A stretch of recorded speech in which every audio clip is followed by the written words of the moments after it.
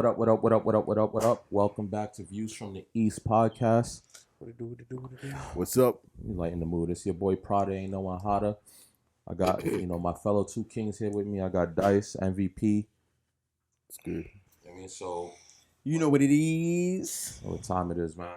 Facts. So we dim the lights, get comfortable, get intimate. Yeah, because them shits was mad bright. Facts. HR finally got to me. They was like, yo, bro, You're killing, Nigga, killing their eyesight. Every piece he's going.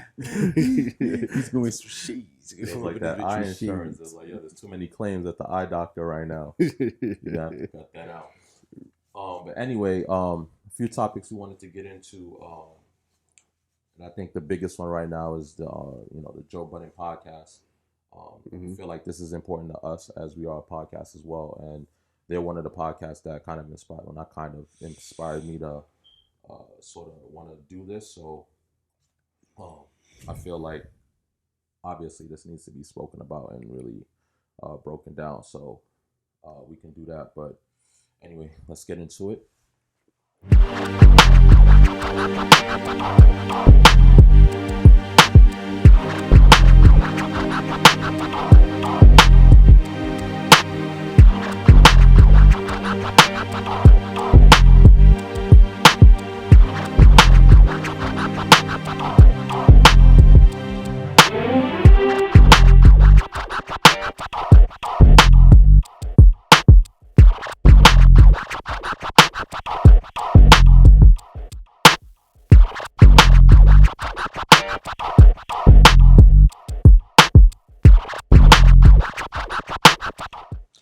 First and foremost, how was y'all niggas doing, man?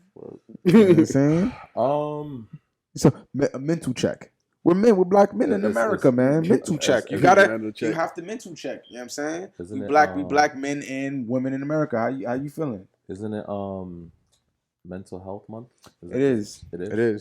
Yeah. I didn't. That wasn't. That I didn't. I just checking. Shot that out. It's a normal checking. You know. I mean, I'm good. I thought, like I said, my car giving me expensive issues. I finally got a call back from the warranty company. I'm like, oh yeah, something good coming. It was like, oh no, unfortunately that isn't covered. I said, all right, cool, thanks. I took it like a champ, but boy, that phone when it hung up, I was like, fuck. That was some money I could have got back. But other than that, man, can't live in the past forever. Other than that, I'm good, man. Can't complain. A little tired, but I'm good. I'm like, from beat. Had a crazy last 2 days at work. It was crazy. But not only that, the vehicle situation. That shit. Gotta find a new one ASAP. You hit them up? Kind of getting rid of one, huh? You hit one? No, because we want to straight buy it out. We don't want nothing like that's new. It don't gotta be. No. It's not new. No, it's four figures if need be. Not 5 figures. There are 5 figures, but anyway. But yeah. Because I was looking, I didn't see the ones I was seeing was. I'm gonna take another look. Then I'm gonna take another look looking at the Porsches. No, it was regular. It was regular cars, and it was pretty much like regular price, $27,000. Talking about like leasing or whatever, or if you want to do it a certain way. The thing you know how to use it because you've used it before. I don't know how to you know what I'm saying. Like, do I go to search? Do I just hit the? You know how to navigate this. Fucking cars, man. Facts. It's fucking ridiculous. But not go ahead, bro. Nah. That was basically mine. Yeah. My week, I don't know. I guess I would say it's pretty regular at this point. Yeah, it's not too much to really talk about. I got a big football game tomorrow out in Connecticut, so that's gonna be fun. Who you playing? What's the team names? Let them know what team you playing tomorrow. The team I'm playing for right now is the New York Ducks in the TFL, and we're going against the Connecticut Falcons. Yeah, the Connecticut Falcons, and it's like a damn near 3-hour trip up there to where we gotta go. Yo, why New York gotta have the Ducks and them niggas had the Falcons? I feel like New York shot Falcons and they shot the Ducks. Now, well, the Ducks is a lot. If you follow like NCAA football or whatever, they got the Oregon Ducks and they got the fly shit or whatever. So they're not like an underrated team. So that's why they named them. So duck sound. Well, I don't know what's the the duck sound. Yeah. Trash. Yeah, Bro. duck sound trash, but Trash compared to Falcons. Ducks versus the Falcons. It's just right. You picture ducks in the pond and shit, and the Come Falcons on. in circle. but we're the team that's 4-1. So Well, there's what's that? It's not saying your work ethic. I know. Just the name. Yeah. What you were saying? The name, yeah. Now I was thinking about the Mighty Ducks, the movies and shit. I was like, Classic. Facts. But yeah, apart from that, there's not too much. I got a lot of things to take care of, and yeah, that's pretty much it. All right, so we sound okay. We sound like No, I mean, we winging it. We winging it. We sound like we survived the week. It don't even sound like That's kind of how I feel. I feel like I survived, but like what I'm realizing is there's these little points in times where life kind of want to like test you on what is to come. Yeah. So I feel like this little gotta do this, gotta do it. It's for a reason. It's for a purpose. So I'm just King Kong that shit. Confused that. My Wake up, purpose. gotta smack my nigga. Let's get it. You know what I'm saying? Yeah, word. You Gotta do what we gotta do out here. take a cold brick shower, wake yourself up. Facts. So I'm alive, grateful. You feel me? Still here to do this with the fellas, 3 kings and a bear. Nah, I'm playing. Ooh, I knew I see that. Let's Word.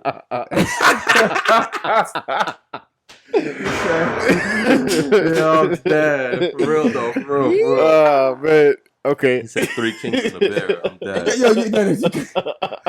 Yo, I forgot. As big as this shit is, I was like, what?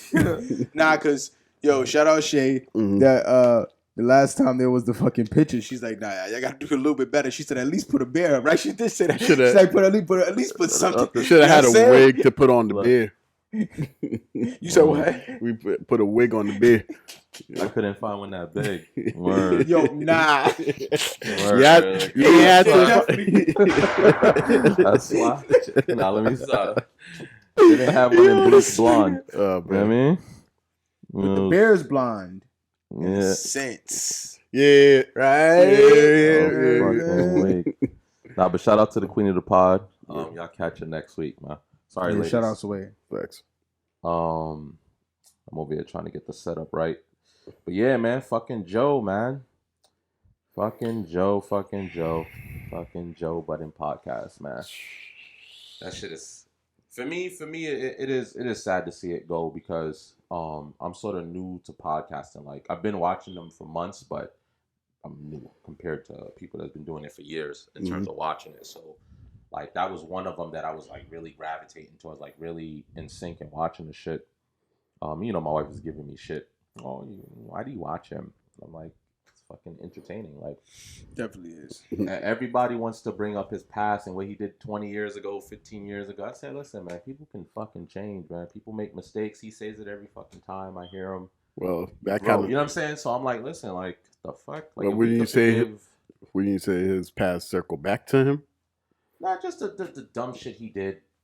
It's dumb. I'm not agreeing with what he did. I'm not, but come on. He's trying, that's his fucking past. We gotta let it go.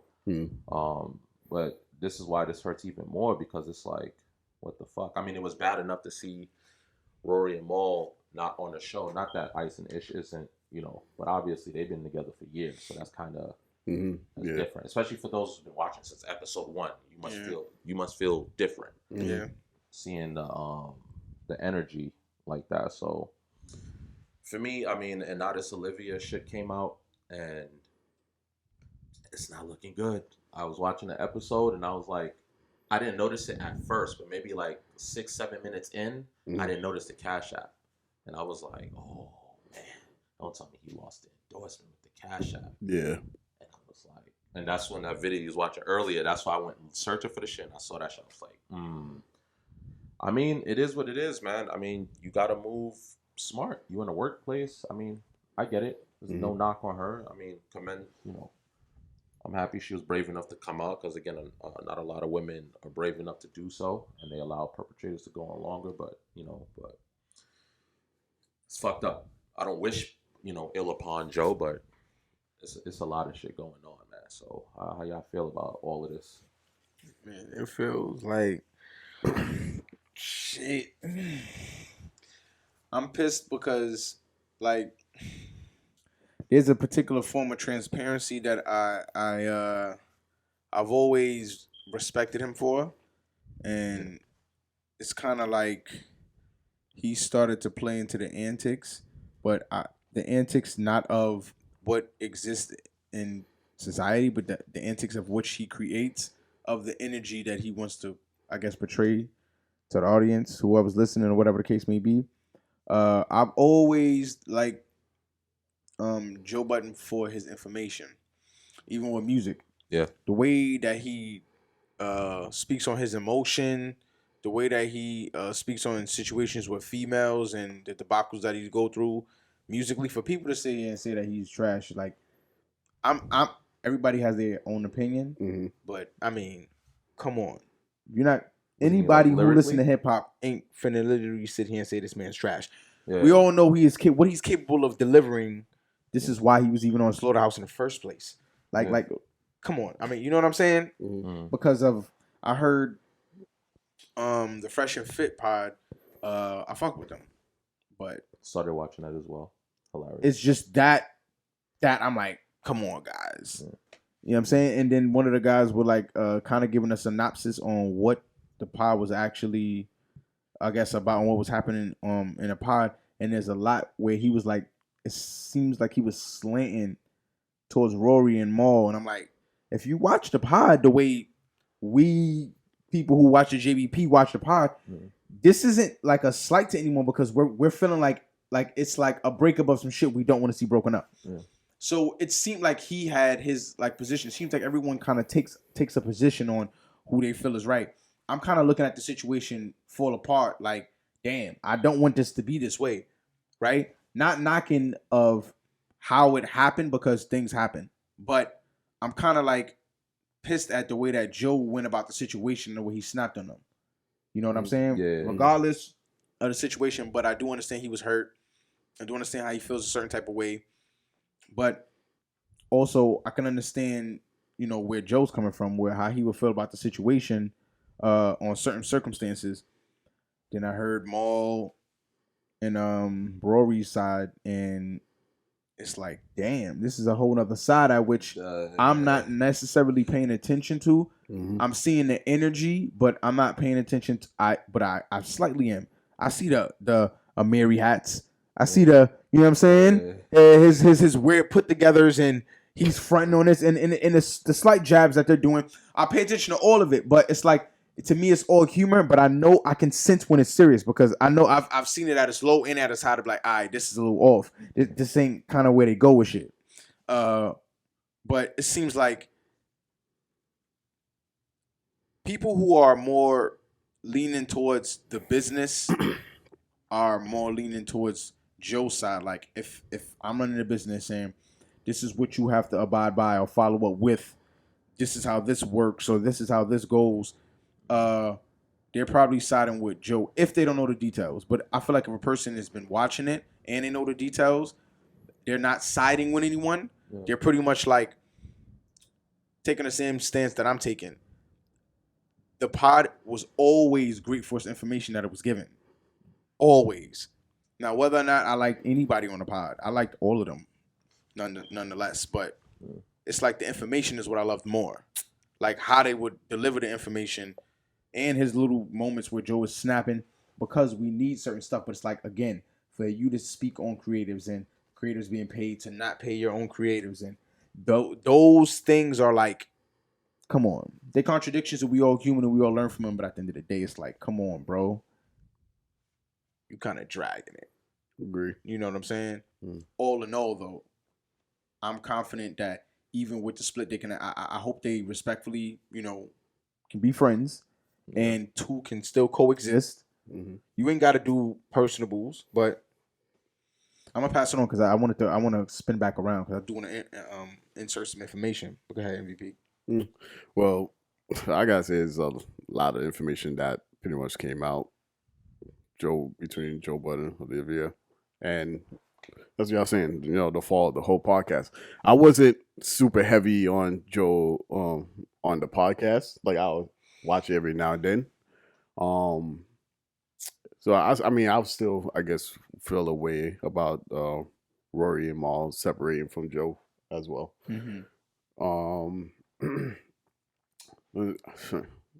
Yeah, I'm sorry. It's just a lot of information. Right? I feel like last week when we didn't have enough of the information that like we siding with Joe and etc. But there's certain things that he would say that I would be like not conflicted, but like against. Like when he would talk about like, oh, just pull out the calculator and you'll get your information or whatever. It's like, well, it's condescending. Yeah, it's condescending, and it's like, well, what information are they supposed to plug into the calculator? Like they check, you know, it's like no matter what numbers you could say. Like if I give you any random amount of money, right? I tell you plug it back in. Say like you manage to plug the number back in. Whatever number that you see at the ending will always be correct because you haven't given me any information to compare it to say, oh no, this is wrong or this is right. So I mean, and everyone's coming at him saying that, you know, pretty much he got to take on the leadership, and he also apologizes to everyone, saying that he could have done better. So, you know, kudos to him. Have y'all seen? I just want to know. Y'all seen? Was it Andrew Schultz, Brilliant Idiots? Yo, yeah. he ripped. That's what I was gonna come back. That's what I was saying. Oh, okay, my bad. All right, so we spin back to that. We spin back to that. So I didn't see that, so I'm gonna need y'all to fill me in all the details, and I can watch it after. Pretty much, it's a roast session. Bro, I can imagine that's what they were doing. I mean, they were waiting. Not they were waiting for that, but Charlemagne kind of forget all of that. My apologies. I couldn't. Oh, I'm weak, but I'm not gonna hold you. Andrew Schultz had a street sweeper. Oh, he was wild. Yo, he had a street sweeper, dogs. We need to that also changed my perspective again. Actually, when I watched after hearing what he's saying, I was like, you know what? That kind of like it was tug of war because right when the situation first broke out, right, Rory Maul wasn't saying much, and Joe sort of had to speak about it, right, and this is where I was with Joe because I'm like sort of like it is difficult. Not that it's difficult, but when you go into business and you with friends, right? Like we do now, and I'll tell you why I hold Joe accountable after the fact.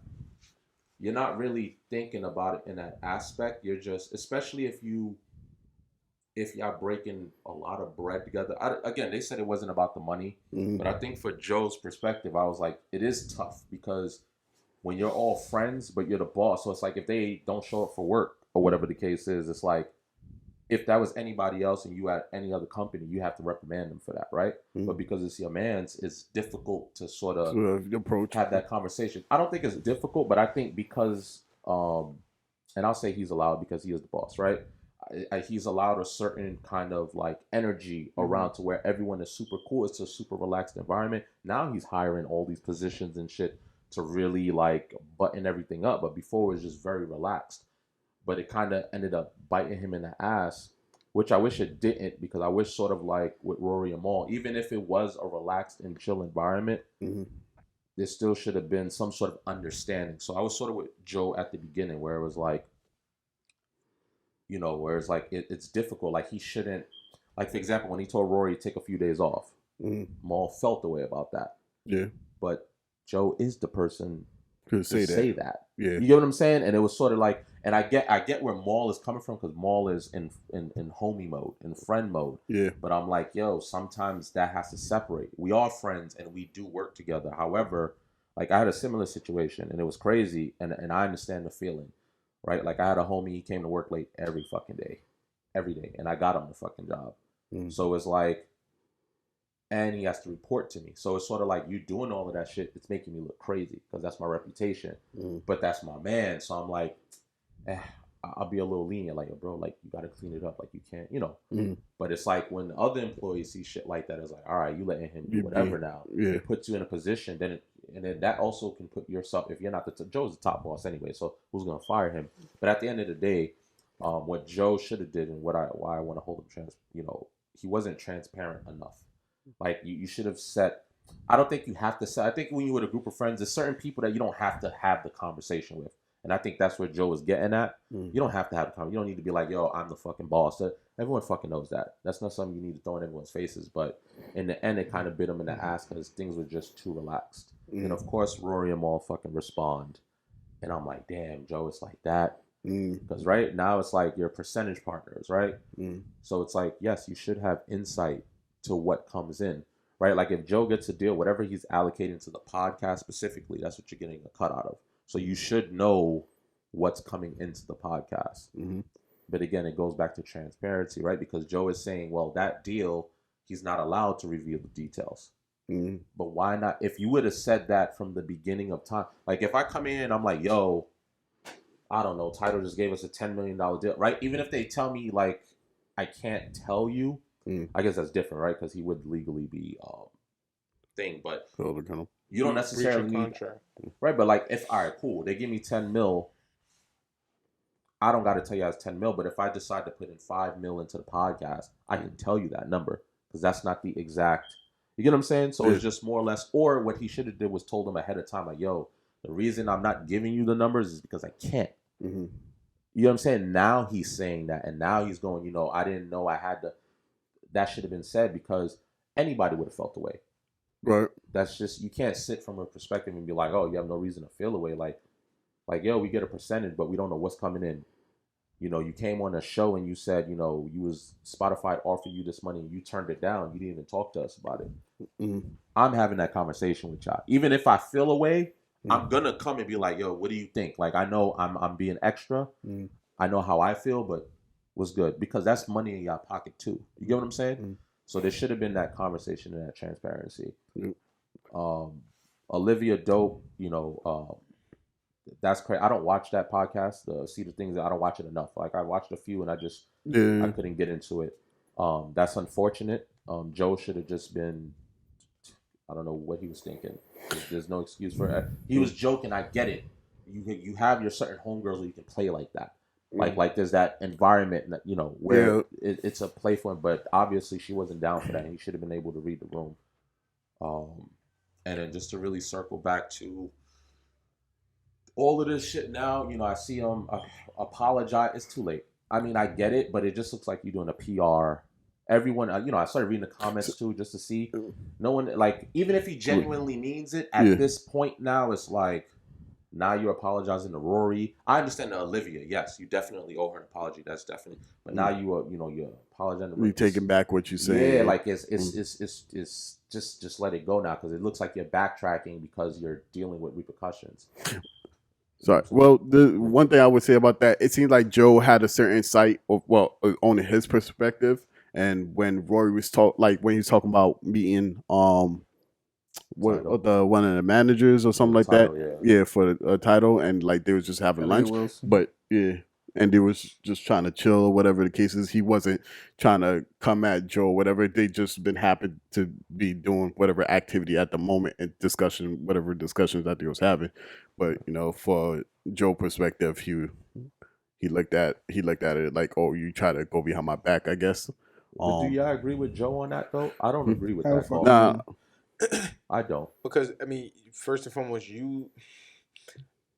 anything that I'm expecting you to. All right, there's a contradiction in that because for Joe to get mad at him and then saying that you're not bringing nothing to the pod, that makes no sense. Yeah. Right. And you're not allowing him to actually bring anything to the pod because you think that you can outthink everybody in that room when it comes to the pod and thing. Do we not agree? But that's the way that he says, that's the way that he talks, and that's the way that he expresses himself when he's talking about these guys. Now, the fact that they're not sitting next to him, his energy is as if it's like they don't do anything. What are they bringing to the table?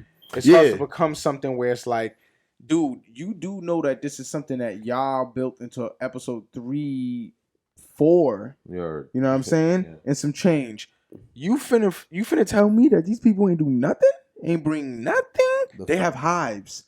Each of them have hives. Yeah. What are we discussing right now? What are we talking about? Mm. But then, like you said earlier, circle back around, Andrew Schultz listening to the Brilliant Idiots podcast, they were smoking the shit out of Joe Budden. And it was the last, Andrew Schultz was gunning the last like 3 pods. Like I heard them back to back. I was like, nigga, this nigga is shooting from the hip every time. Oh no, what is that rapper's name? The one with the big podcast? Yeah, he was violating. That guy, yeah. But him, he was. I'm not gonna lie. When he was doing that, he lost me a couple of times. Like, is he talking about Joe? Yeah, that's where you gotta give it. Andrew is funny as fuck. Right. Like he has a way with shit. You know what I'm saying? But at the same time, this is what I wanted to speak on. Because there was a point in time where I was at odds with my own feelings about the situation between him and Charlamagne the God. Because I really believe that those two are like one of the biggest pillars, both of them, of the podcast world in terms of for black people. Now Joe Rogan, probably somebody else is in the other side, but they should for black something people, them two, because what they did for the podcast world and the way that their voices have changed and opened doors up for the podcast world. But the fight came at which Joe was saying, you're not owning what you're in, and I'm owning what I'm doing. And it's like, shit, I don't know who, but I'm listening to both pods. Mm-hmm. So I'm hearing the shots, you know what I'm saying? But it's not only the Brilliant Idiots, also $1 million worth of game. They had situations with Joe Budden as well. All right, it starts to. This is not a narrative anymore. This is becoming where your past of behavior is trickling into the modern podcast era and world with your co-podcasters. Instead of mending together and creating this, you're kind of making it seem like they don't own parts of their shit, or they're not in the owner's stage of more percentage of the company that they own, in terms of I own 100, you own 80 type of situation with them. And it's like every time he's done that, it's like they're like, yo, what the fuck are you talking about? Like we get money out this motherfucker. And now it's not like they're just saying it. If you guys watch $1 million worth of game, have you ever paid $1 million worth of game? Have you ever? No, I don't know if I watched it. I didn't look at the fucking elevation in that pod. Not only the information I caught off that pod, it's crazy. Dogs, these niggas be having people on there that's just more than one thing. It ain't just one. Credit. Some nigga was on there with credit shit. Bro, that shit was legit. I tried it. It helped me in multiple different circumstances. They had another nigga with Tony the Closer. That's his name. He does this thing with real estate, but it's where you don't necessarily have to be there or have a license. It's a way to be middleman. I know. Okay, got me. This is what I was trying to get you some semi on, because in a sense shit about it. But if you just peep the info that he is just showcasing, you'll be like, whoa, holy. Yeah. It's ridiculous, bro. We're gonna talk about that on some personal. We on episode 28 right now. We got. Anyways, bro. It's a reason why this. Even though we a pod, it's great to do work on how to formulate better, bigger, get more into the niche, create a bigger or an avenue for such. It's such a call for that, because this is still new grounds. Even they're saying. This shit is still new grounds. This is at which there is no, hold or no brick wall quite yet. And it's everybody's still scrambling, finding their niche and finding their ways. The Kevin Samuels, the Fresh and Fits. You know what I'm saying? There's different areas that's starting to pop out now where it's like, holy crap. See, the thing that is cool, but I've heard of another one. I forgot what the name is. Her name is Mandy, and oh my gosh, I feel so bad for not knowing her name. It was on the same network. I feel like he had two. I feel like he did have 2 women podcasts. Mandy B and Bridget Kelly. No, Mandy is one of the women who's on the other pod, but she was on that pod and made that pod. Her and that other chick made that pod was crazy. It's like, I'm trying to get the name of it.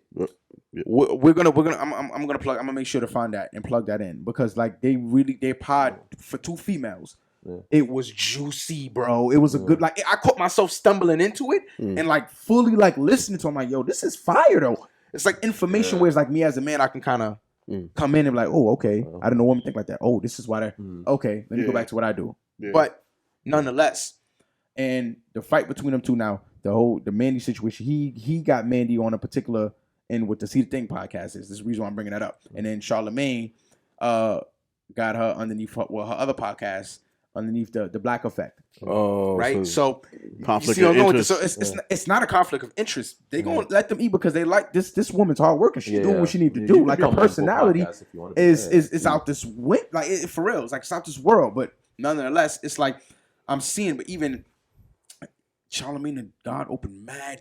There's so many podcasts he got underneath that Black Effect. It's fucking crazy, bro. Just hilarious. She got a pod. Glasses Malone got a pod on there. It's a couple people, but these are interesting people though. Yeah. Like they informative. They got like I've checked in a couple. I'm like, yo, this is fire, bro. I mean, they put in the work. They deserve the opportunity, and I'm happy that they got that, and you know. They were put in that position because you work hard because they built their shit from their platforms from scratch. So they definitely deserve it. The thing is that fight, it even as potters, it's like, damn, who do we choose? Like, what side? Who's right? Who's wrong? It's that. Well, how do you feel about that? If I was in their shoes, like in the middle of it, I don't think you wouldn't really have to choose a side. You have to. It depends on what information comes to you. I guess that would influence what side you're going to choose. But after hearing all of this, Joe obviously could have done better and clean up whatever his act is. Mine and Rory, the whole thing pretty much just could have been in conversation. Like they could have all talked it out. I don't know if it's something to be talked out like on a podcast in the air. I don't actually think that it should be there. I think they should just like let each other know each of the situations, like when Joe came at Rory with the management or whatever the case is. Like I feel like if everybody was to be transparent as they preaching or whatever, then they want to be in this spot. But they wasn't transparent completely with each other, and that's why they're in the spot. And Joe's leadership as well. So Joe is definitely at fault.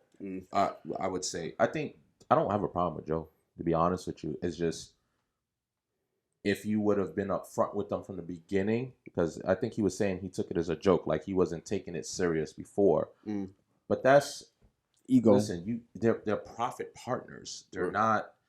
You get what I'm saying? Like they get a percentage of it. So if they're saying, hey,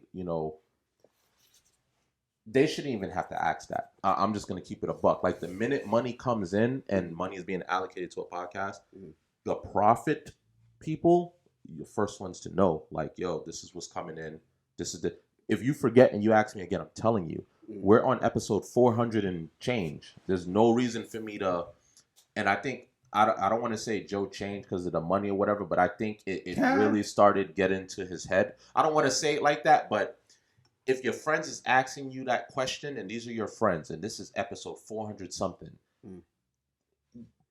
they're entitled to ask that question without the backlash. Pay the creators. Yeah, he got a little crazy. The shit that you brought up with Rory. Rory gets a phone call from the dude from Tidal, right? Meets him for lunch. He's talking to Rory about a deal. It's not like Rory said, "Yeah, we're gonna do it. Yeah. Where do we sign?" He literally got pulled into it. He found out about it.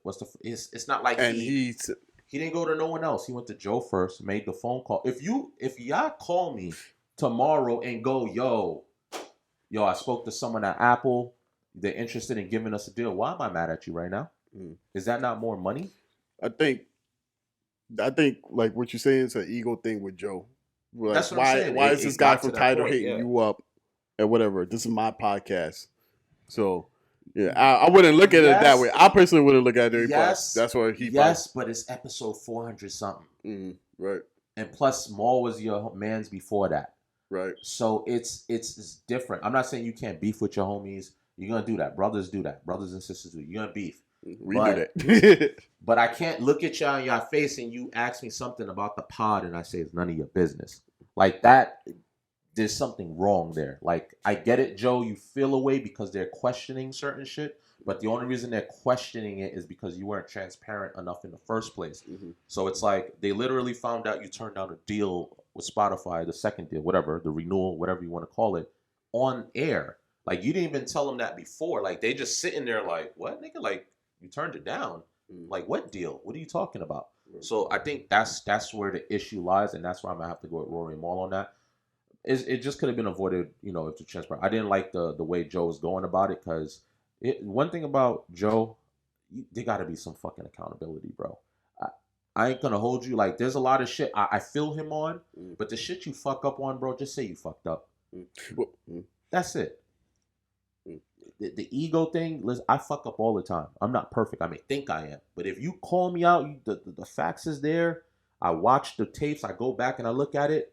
Nah, the ego got to go to the side. Yo, Roy, my bad. You know what I'm saying? Joe does, like, he does have forms of transparency. But the thing is this. He'll apologize, right? What people are saying was popping out to me is they keep saying he is one way when the cameras are off.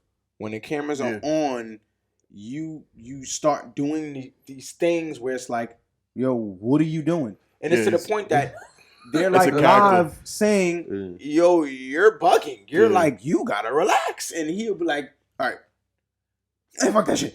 And it's like, it's not bad. It's entertaining to us, but it's like, for the people who keep being introduced to things on a general standpoint, whether it's the money, whether it's the back end with the touring, you know what I'm saying? Like that money, that $400K that they were saying that was missing, from accounting. From accounting, yeah. It's like, dude, we shouldn't be finding these things out here. Like here, it's weird. And then you're saying transparency for the fans. You make it where it's like you're leveraging it. Yeah. It seems all right. He is technically a narcissist. You gotta admit that to yourself. If you don't admit that to yourself, you're not gonna really get what Joe Budden is and what he's doing. He is a narcissist. He is. Whether he knows it, but sometimes he doesn't, and he thinks that he's not. But he is, and the shit pops out a lot of the times. I don't want to like circle too much because it's kind of like, I do want to see what comes out of the situation. I just did want to bring up the whole Charlamagne the God situation because when I was looking at the situation, I'm like, yo, damn, Joe might have a point. I did not see the full move of Joe's yet. This is why I'm like, he might have a point. Then some of it started like leaking through, and I'm like, I'm looking at Charlamagne the God. I'm like, I'm not gonna lie. If I was to choose a road, I thought I would have went Joe Budden, but my personality would have me in Charlamagne the God. My personality, who I am as a person, would have me in Charlamagne the God. Because I'm not, even if I'm like, these people are not really understanding what I'm doing for them, I can't do that. Like, I'm not wired that way. I'm wired at which, like, I'll even take the back of an L just so everybody else can shine as long as I can live. You get me? So it's like, if I'm above my living means, I'm good. Like, that's how comfortable as a human being I am. And then it's like, if you good, then I'm chilling. But Joe ain't. Like, it's like me, my pod. When you start looking at things a certain way, it's like, you could have named it another network, but you said Joe Budden Network. You could have named the pod something else, but you said Joe Budden Pod. It's like these things leak through. Yeah. At the beginning, though, when they chose that name, I don't think it bothered them so much. They're like, who cares? Whatever. We understand it is your podcast. But now. Right now, we might need to remix that. We might need to. I mean, at the end of the day, like I said, man, like, I don't think he should have went about it that way. Like, if it was just coworkers, like academics, something like that, fine, you kill them like that. No one would really care. But it looks a little nasty. You know, it's mine. Everyone knows that. I don't feel like that's something you need to air out. The only thing I will say is, yes, if he told someone to stay home 2 days, that's within his right.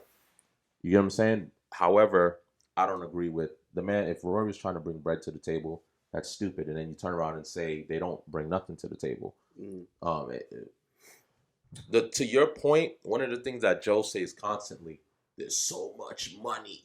We making a killing. we doing this. So it's like, what's the problem? The other thing that kills me is because their contract is different, right? Like it's a term. I guess it's years, which is smart actually, so they can always renegotiate, right? Your plan was to turn him into salary. That's fucked up. Yeah. I don't care how you put it. I understand. Here's the thing: there's all this money's on the table. What does it matter? And they were with you from the beginning when you was making nothing for what 2 years, 3 years, whatever they were saying. So I'm not saying you getting the bigger cut. You're getting the bigger cut, whatever it is, 80%, whatever, bro. 80% of 50 million is a lot. It can't be killing you that much, even if they come and negotiate and say, yo, we want an additional percent. So what? Fine, there's a cap at some point. But for them, nah. And Parks, I'm not feeling Parks no more. I used to like Parks, but he coming off a little for me. Parks, I don't know. Outshine. I get it. I haven't watched enough. I've only seen like maybe 90 to 100 episodes. But Park should have been saying that when it was there.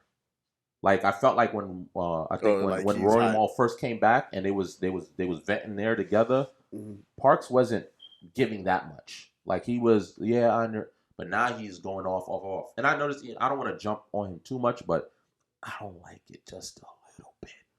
I don't know. And then now it's a lot of backtracking. I don't like the backtracking. Like, what was it, episode 438? It's a lot of, if I said anything to offend anyone. You know what you were saying. Oh, yeah. It's like, come on. Like so for me, that bothers me a little bit. And that's when Rory Moore was speaking to, like, yo, we didn't even take our Patreon checks because we wanted the guys to get it because they were complaining about being overworked and underpaid. And then they kept on saying Parks' name. Like, you were part of that. And if I'm Parks and I know you did that for me, I don't got Joe. You by yourself on this rant. This got to be a personal. Right. You can't. Right now, you can't. And so for me, that's just how I look at it. I know I'm an asshole, but there's a limit. There's a limit. You have to appreciate. I don't care how much of an asshole I am. You could throw 100 million here. Yeah, I'm gonna act crazy, but nah. Not only I get my bread, I'll be like, yo, here's a house, a Lambo. That's up front. Here, gifts. Because y'all was with me from the jump. There has to be a level of appreciation. But for Parks, I'm not feeling his energy right now. Because even Ice and Ish right now is giving it to Joe. I don't know if that's for show, but they were calling him out on his shit with like, yo, like y'all built something special or whatever, and it was like they was kind of trying to break it down to him or whatever. I don't know if that was for show. I don't know. But it's good to see. But I like that though when you have friends that's holding you accountable. They don't give a fuck. You're an idiot. So I see Rory and Mal now, they might be starting their own podcast, which I love. Here's the thing, Joe's whole thing is fuck contracts. Yo, I don't want to screw nobody, blah, blah, blah. And the first thing you say if they try to start a podcast is you're going to sue them. Right. I'm like, come on, bro. You already got all that money. Right. Especially if you don't have to give them they cut. Well, he does have to give them they cut for 1 more year. But that's why I think that's why, if he didn't have to pay them for the rest of the year, I think he wouldn't have cared, in my personal opinion. But I like the artwork. I thought that shit was dope. It'll be interesting to see what them by themselves. I mean, watching them, they'll be all right. Go back to the Brilliant Idiots. Andrew Schultz was, I think, frying them for their podcast too. Like I ain't get to watch their little. I don't know if it's a makeshift podcast or whatever. I'm going off of Andrew Schultz, so. Like, he pretty much is... It was a response. It was a response? To Joe. To Joe? All right. Tweaking. Okay, But, yeah, he was just going in on them. There's no other way to really put it. He's like, it was like they're not made to do podcasts. You can't say that. I don't like that. Like don't shut shit down. Come on. He's a comedian. He's a comedian, yeah. And he got he's in his comedian. Oh, I thought he was just... Come on, Andrew don't give a... He don't. Yeah. He don't. I'm smoking everything. Just like, if DJ Academic, he got Static, he gonna be smoking. They got some... And the thing is, they gathered that off of whatever Joe Budden... It all kind of stemmed from Joe. Yeah. So... I don't want to stay on this too long, but this will be something that's going to be discussed pretty much, in and out because this means a lot to us because in terms of this is how we got anything in terms of a podcast going up, going down, how that world is moving. We're gonna always be front and center of speaking on the situation because it affects us. It's our news. You know what I mean? So, and again, they basically paved the way. So, show how it's done. I was gonna OD rip you off. On to the next TOPIC. I was like, I'm not gonna do it. Let's straight rip him off. Nah, it's alright. Nah. He said it's alright. He's already calling his lawyer on the watch. No, I already copyrighted this. Look, it's all right. Let me get that paperwork because mad people gonna start doing that shit. It ain't gonna leak through the pod world. It's gonna leak through the other world, and then somehow, somewhere, I'm gonna see it on the pod. Like, come on, my nigga. Nah, come on, son. Who was chilling with who to pass my shit through? But your boy Kevin Samuels. I am a fan. I do understand people's perspective of he can be a little harsh. Sometimes I see a little bit. I get it. However, listen, man. Honesty is the best policy for me. A lot of women that call that show, or a lot of women in general, need that reality check. They live in this bubble where it's like... Yo, please tell me you got something like that. Please tell me you got something like that. I don't want to make it hot. Please tell me you got something like that. Oh, whip us up. Please tell me you got something like that over here, bro. Please, bro. You hot that. Whip? It's a smack sound. Technically, it's a smack sound. Said the smack that sound. Shit is hilarious, bro. Yo, yeah, nah. That nah. Out of nowhere. That's a Kevin Samuels exclusive. That shit, because he get quiet because he's frustrated and he just hit that shit and I'm like, yo. Anyway, like I said, man, he gives a lot of women that need reality checks. He gives it to them straight. They need to hear it like that because they live in some sort of bubble. Because half of the shit that I be hearing coming out these women, I'll be like, what? What are you talking about right now? Believe it. Craziness. So we came across this video, and we're gonna play it real quick because we want you guys to be part of the conversation. We can either listen to it straight through, or we could pause at certain key points. Y'all can let me know if there's a point that y'all want to address. But she was pretty much pissing me off a little bit. Not pissing me off like it, but like it just. I'll let y'all. Let's get into it. Well, the thing is, Kevin Samuels is a man. Every woman that speak to him, we putting on ourselves and our body like this is what we be talking about women. Yeah. They don't even let you talk. Yeah. So as she's doing that, you're like, but you can't do that with your chick. Yeah. That's what it is with all men. Yeah. You be like, yo, yes, what they do. Yeah. They don't let you finish. Then you prove a point. Ma'am, no, that's not what I said. No, you didn't know. No, that's not what I said. And it's like, this is what they do. Yeah. So when you watch them, it's like a football, basketball game to us. We like, nigga. Yeah, fact. But now go ahead. On film. We got you on tape this time. On tape. But yeah, let's play this shit. You have on the topic for me. What did I get wrong? You really didn't get anything wrong. I just wanted an honest opinion. Like, okay. So I'm in my 30s. I just got separated with my husband because he didn't want to move up in like income wise. He's 42 and he wanted to stay working, and I wanted to push him. Like I would do his resumes. I will push him. I'll be his cheerleader. Then after a while, you ain't even on this subject tonight, are you? You just calling in and asking me what you want to ask. I just want an opinion. I really do. Well, you could have booked a one-on-one advice session. You paid me for it. Why didn't you do that? I did. I went online, and the only one I saw was like 400, right? That's what my advice costs. Oh, okay. Excuse me. You don't think what do you think? No, I think your time is precious. You're right. Yo. I listen to YouTube a lot while I'm driving to work, and I didn't know. Yeah, but you just said you went to my website and you saw it and you said, "Oh, I ain't paying that. I'll just wait to see the show. I'll call in and ask." Okay. No. Let's go ahead. No. I got time. Go ahead. You divorced your husband? I got time. I'm separating now because I was pushing him. By him, none. I only have one. Okay, but none by him. So he's a stepfather to your child? Yeah, but he. Yo, pause that. Pause that. This is where it get finicky, people. Yeah. Bruh. So you finna tell me you divorced a man who done played a stepfather to your kid, and you admitted the father to that kid is a loser? So that means you understand your premise. You understand how lucky of a situation that you're in. How dare you leave that man and say that he don't have motivation when the father to the kid of yours who's going to be in your life for the rest of your life and your kid's life is a loser. Like, so, but you deserve more after you caught luck. Like, some women don't get that luck. Some women they're literally with their kid and they try to make it work. Right. Literally. No guy comes around to save or play stepfathers to play.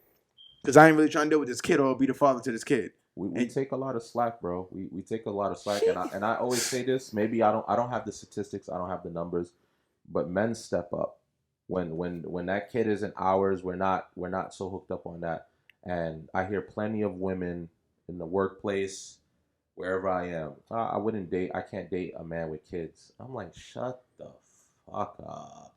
That's the dumbest thing I've ever heard in my life. Like, for me, like, I don't know. But when she called in, she already threw me off. Like, I separated for him because he just wanted to keep working. What? I was pushing him. I looked at his resume. Okay, but he's working. So fine, I get it. You want him to be a boss. This is the era of entrepreneur, boss. You know, go out there and try your nick at it. But it's not just wherever. Like, you got to think about shit like that. He's working, and then to put on top of that, he married you. It's not an easy task. Because it's not an easy task, especially I don't like me to marry a woman and she already has a child. I'm not saying I won't do it, but it's a tougher decision when the woman is just by herself.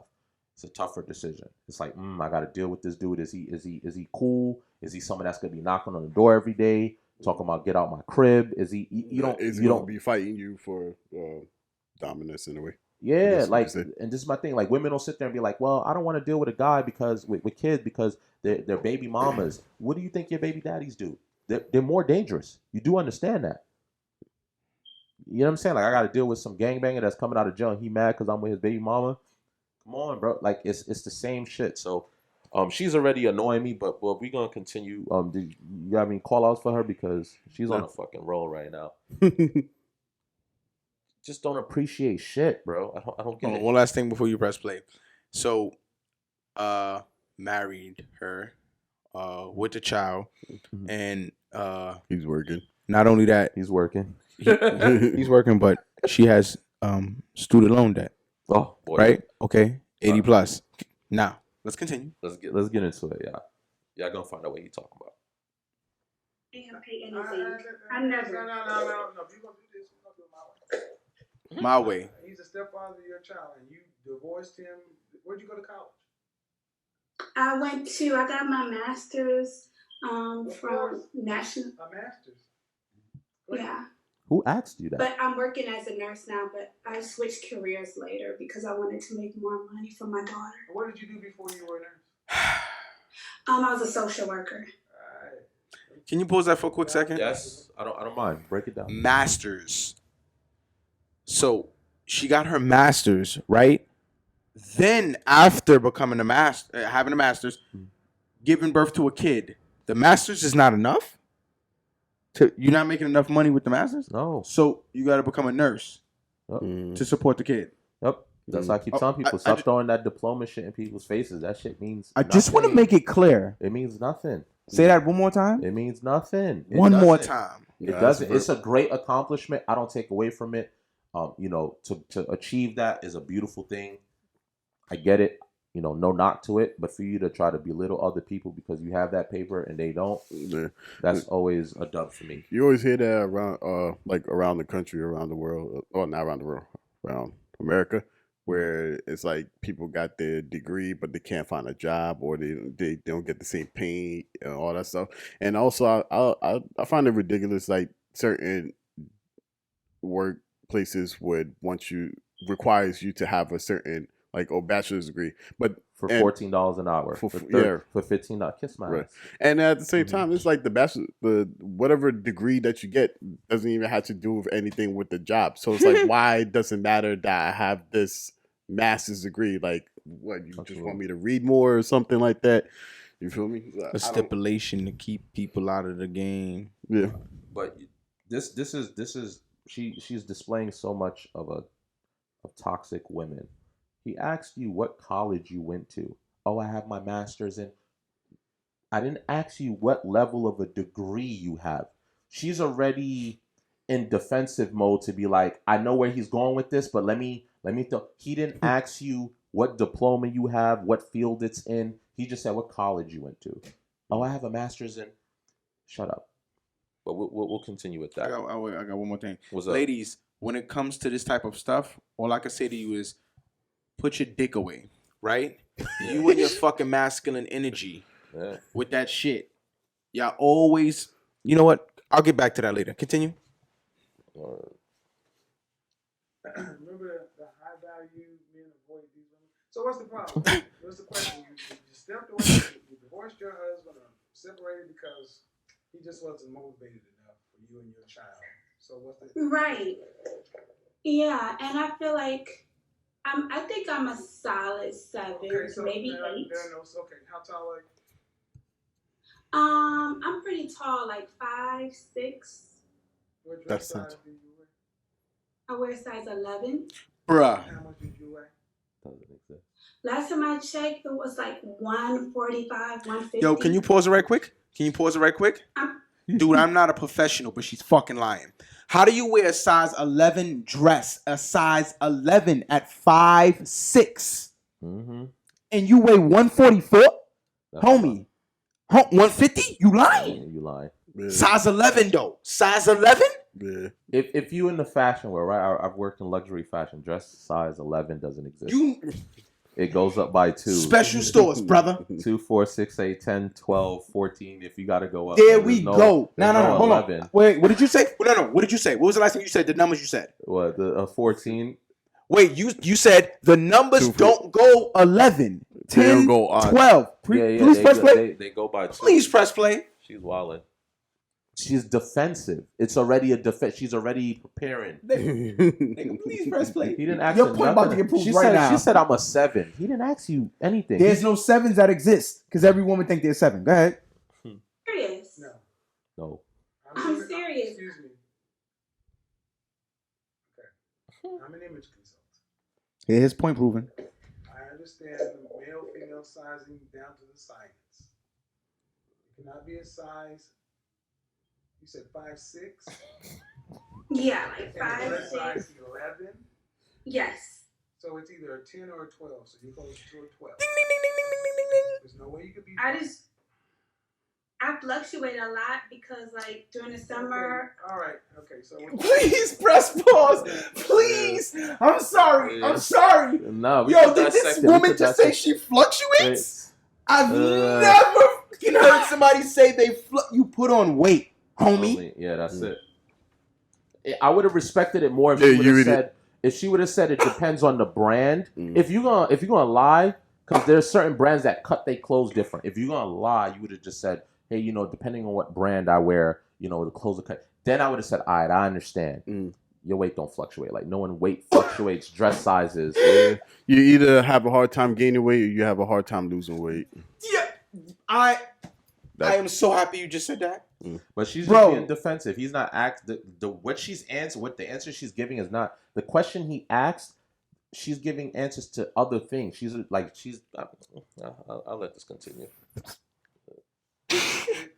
When's the last time you weighed yourself? About almost a year. So. Son. Exactly. Overweight women don't weigh themselves. But I'm not overweight. I really come. Can you hear me speaking? Yes, I can. That means if you talking over me, you're doing it on purpose. What is it you want to know from me? I really just wanted a real honest opinion. That's all I wanted to know. An honest opinion, because you can't go to a lot of men and An honest opinion about their what? opinion to me. My situation, am I being too harsh? Am I living? I think you better go back to your husband, because if this is the way you talk to men, you're lucky you had a man deal with you in the first place. Where's the child's father? He's around. Where's the child's father? He's in their life. He He lives in the same town as her, which is outside of Chicago. Where's the child? She lives with me. So where's the child's father? In Chicago? Yes. What does he do for a living? He's a loser. He drives Uber. What? All right, first of all, I'ma pause that. Y'all don't even gotta hold on. You're calling him, I get it, he's a loser. If you're saying he's a loser because he doesn't take care of his child or whatever, great, I'm with you. You call him a loser because he does Uber? His job preference. I don't understand. This is the era where it's like you need to be in some sort of specific position at work, a specific title, a specific pay raise. He's working. He's an Uber driver. What's wrong with an Uber driver? I'm sorry, when Uber first dropped, how many people with jobs was trying to still do Uber on the side? How many people went and got cars on deliberately to be an Uber driver? Right. I drive for Lyft, bro. When I was first on it, I was so in love. I couldn't stop. The easy money coming in, and I was doing it part-time. The dudes that be out there 8 hours, they bringing in bread, especially in like New York in the city. That's a fact. Come on, that don't make you a loser. I'm sorry. Yeah, trash. Yeah, you should try again. You shouldn't be little like he's trying. He's trying, I guess. I don't know if he's trying, but like he got something going on. And Uber, like when you hustle right, you make money. You actually make money in that. Like I've seen people. I have friends that like show me like, yeah, look how much I made. Like they make $1,000. I don't even know how they do it. I do the Uber Eats, but I do it really part time more now. Yeah. But, even when I was free, I was like, yo, how the hell? Like they and they put me on to like tell me what to do, how to go about depending on it. what time, certain neighborhoods. Once you do it long enough, you know where to go. You know what to do. Also, Uber, like you're your own. What's the sole prior? What's the damn word? I'm forgetting. Sole proprietor. Yeah, thank you. You're independent contractor. You have no boss. That's what I loved about it so much. I even contemplated quitting. Like, yo, if I quit my job, I could work the hours that I want to work. I don't have to deal with nobody. I'm listening to my music. When I want to take a lunch, I just take a lunch. If I want to go home and just take a nap real quick, and then I can come back later and continue. Right. Yo, I'm in the house. I'm playing the game on my TV. I'm fucking bored. Let me go out and do. I used to literally be out there like 1, 2 in the morning because I'm bored. I'm up anyway. Why not earn some money? So and you get to see. I was seeing different neighborhoods, meeting different people, which gives you networking opportunities. Right. You don't know who the fuck is getting in the back of that car, especially depending on what neighborhood you're in. She sounds fucking stupid. If she would have said he was a loser because he doesn't take care of the child, fine. You can't say he's a loser. He drives Uber. And on top of that, in addition to that, like your tax are right also different. Like you could claim a lot of stuff because you do this, and you're the sole proprietor. Yeah. Sole proprietor. Sole proprietor. I don't know why I keep stumbling over that word. No, what it is your brain is thinking faster than your mouth can move. And that is a fact. That's the only reason why. Once you slow it down, you're like, okay. Yeah. Literally, that's it. Right. I used to stutter, so that's why. Yeah. Shit crazy, brother. Wait. How long is that shit? We got it's 13. We have 5 minutes. Oh, so. No. Okay. We got plenty of time to dissect this. Yeah, and because then I you had her decided to young. separate from the guy who was brave enough to be the stepfather. What does he do? He's a janitor. He works very hard. He's a good guy. No, but you separated from the good guy. Yeah. Yeah, because right, and okay. Captain, I'm trying to tell you for real. No. All right. So you're 31 years old. How old is your child? She just turned 12 in July. So you got pregnant at 18 or 19. Yeah. All right. I got pregnant young. So you honestly think you're the shit? No, I don't You have think the I'm a master's shit degree and a 12-year-old kid, a nurse who had a baby by a loser who drives Uber, Right. and you had the nerve to get rid of a hard-working man for what? You think there's gonna be a better one out there for you? No, Kevin, I really, Okay, I then what? think, I don't know if I I'm trying to explained it understand that right. Okay, I asked this question, ma'am. Don't get upset, but listen. Is life easier with 2 incomes or 1? It's easier with 2 incomes. So why did you get rid of 1? Because did you think you were gonna go find somebody with another? Yep. What I wanted, yeah, ultimately, No. yes. You won't. Let me tell you why. Because the way just hearing what I've heard, man, you had a baby by a loser. Yeah, I did. Then what man who's winning wants you? But I think if you, like, I'm really sweet. I think I'm pretty attractive. I don't care. I think I'm pretty attractive. I don't care. See, that's the thing. You think that matters, and it doesn't. What matters is you let a loser impregnate you. You have a loser's child. Then when you actually had a man who was character enough to marry you, yes, he married you, right? Yes. Then to be a stepfather to their child, did he want children? He did, but he wasn't children? financially Did he able. want children? Yes. Answer my question the way I asked you. Yeah. Okay. And are you infertile? No. So he wanted children, but you wouldn't have a child with him. No, I didn't. Right. So he had to take care of. Did she say how long they were married for? Oh. It's getting there, and that's why I won't address that. I'm sorry. I'm a stepfather to your child. That is perfectly fine. I love your child. That is my child now. But we can't have a baby? Why? I'm sorry. That shit is... The other part that you asked, hold on to that, because it's coming. But that, for me, it's like you dumped him because you felt you wanted to get something better. This is what it goes. Like I said, this fucking era has so many women brain twisted to where it's like you have these fucking high expectations for a male. Like a male needs to be up here to be doing this, but you're all the way down here. We're fine with you being down there. This is what annoys me. What the fuck is wrong with building something together? I'm sorry. I need to really... What is wrong with that? Like, you can't just come up together? I would say like it's more of like a lazy relationship. You want to jump on a boat where someone's already up top and you just be catered to, taken care of, pampered, whatever word that you want to phrase it as. But okay, building together is a really good thing. I believe that females are not really prone for building together because it's kind of like in their nature, because it's the way society has like made things, and also it's the way that they play on things. They're born into always being offered shit. Everybody can offer them things right now. My wife can sit here and go, "Hey, listen, could you go outside and go grab me a pen? I'm gonna go do that."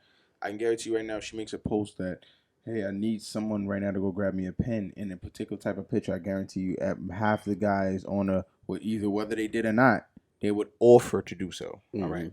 If we flip that situation around and I ask her to do the same thing for me, "Hey, could you pick that thing up?" And she goes, "No, you fucking pick it up." I can't post that my wife didn't pick it up and females go, "Ooh, I should come pick it up." You gonna look like they literally don't say nothing. Yes, like that's gonna be a post that's ignored. They're gonna be like, "Oh, haha, that's funny." No one's gonna pay attention to it. There's a total different dynamic. Women understand that and they move on that. Doesn't matter who the woman is. Does not matter who the woman is. Every woman on this planet makes the independence. They see it through the lens of their attraction. So this is them. Man. Okay. All right. That's a regular guy. Money. Oh, guy. He has a future.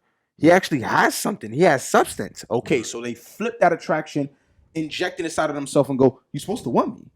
I run my own company. I can do this all on my own. And you think I want that? Look how much more you're talking, the more you own. Yeah. Why are you so aggressive? The more you do. Oh, yeah. Why are you doing that? You seem to be acting out your attraction. This is masculine energy that you're showcasing right now. Now, you can work. There's many women who are partners to their man, and they're not masculine about it. They're feminine about the situation. Yeah. I'll take care of my situation. He can do what he needs to do. I have my little money. I'll make sure I have my stuff here. He's working. He's bringing money home. He's paying bills with you. It's not like they're not gonna argue though. It's those particular females, masters, and they argue with you. This is why Kevin Samuels he's needed. And I agree with you, man. Society really did something to where I understand wanting more. I'm not telling you date a bum.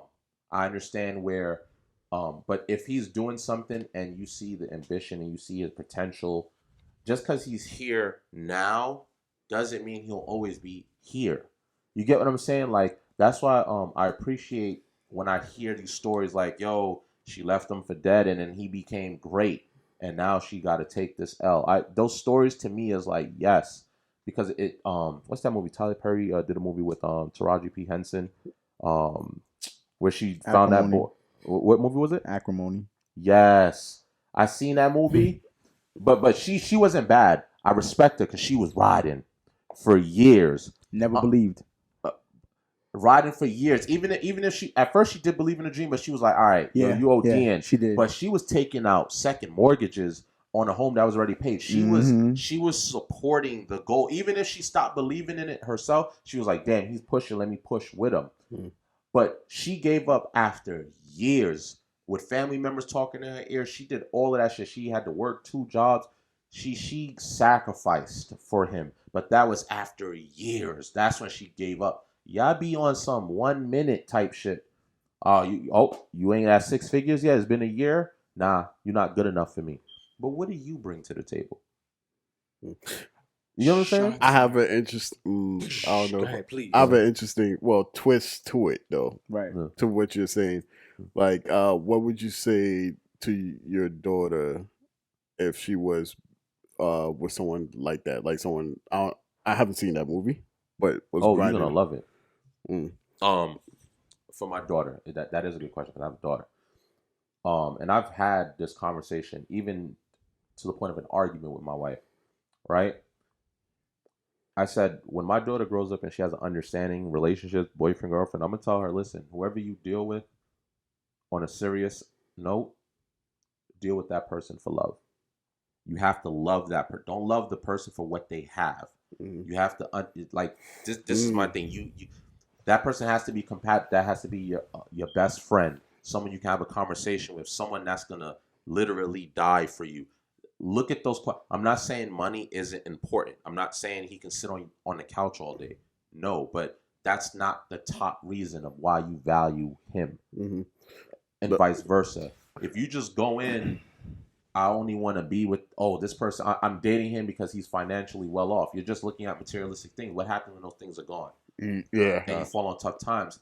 I don't want my daughter to have that scope. The society is getting crazy, but it's my job as a father to be like, yo, listen, I'm not saying date a bum, but the finances shouldn't be a priority. You will be working. You will have your own thing. That's why your parents are killing themselves. So you'll be okay when you get to a certain age.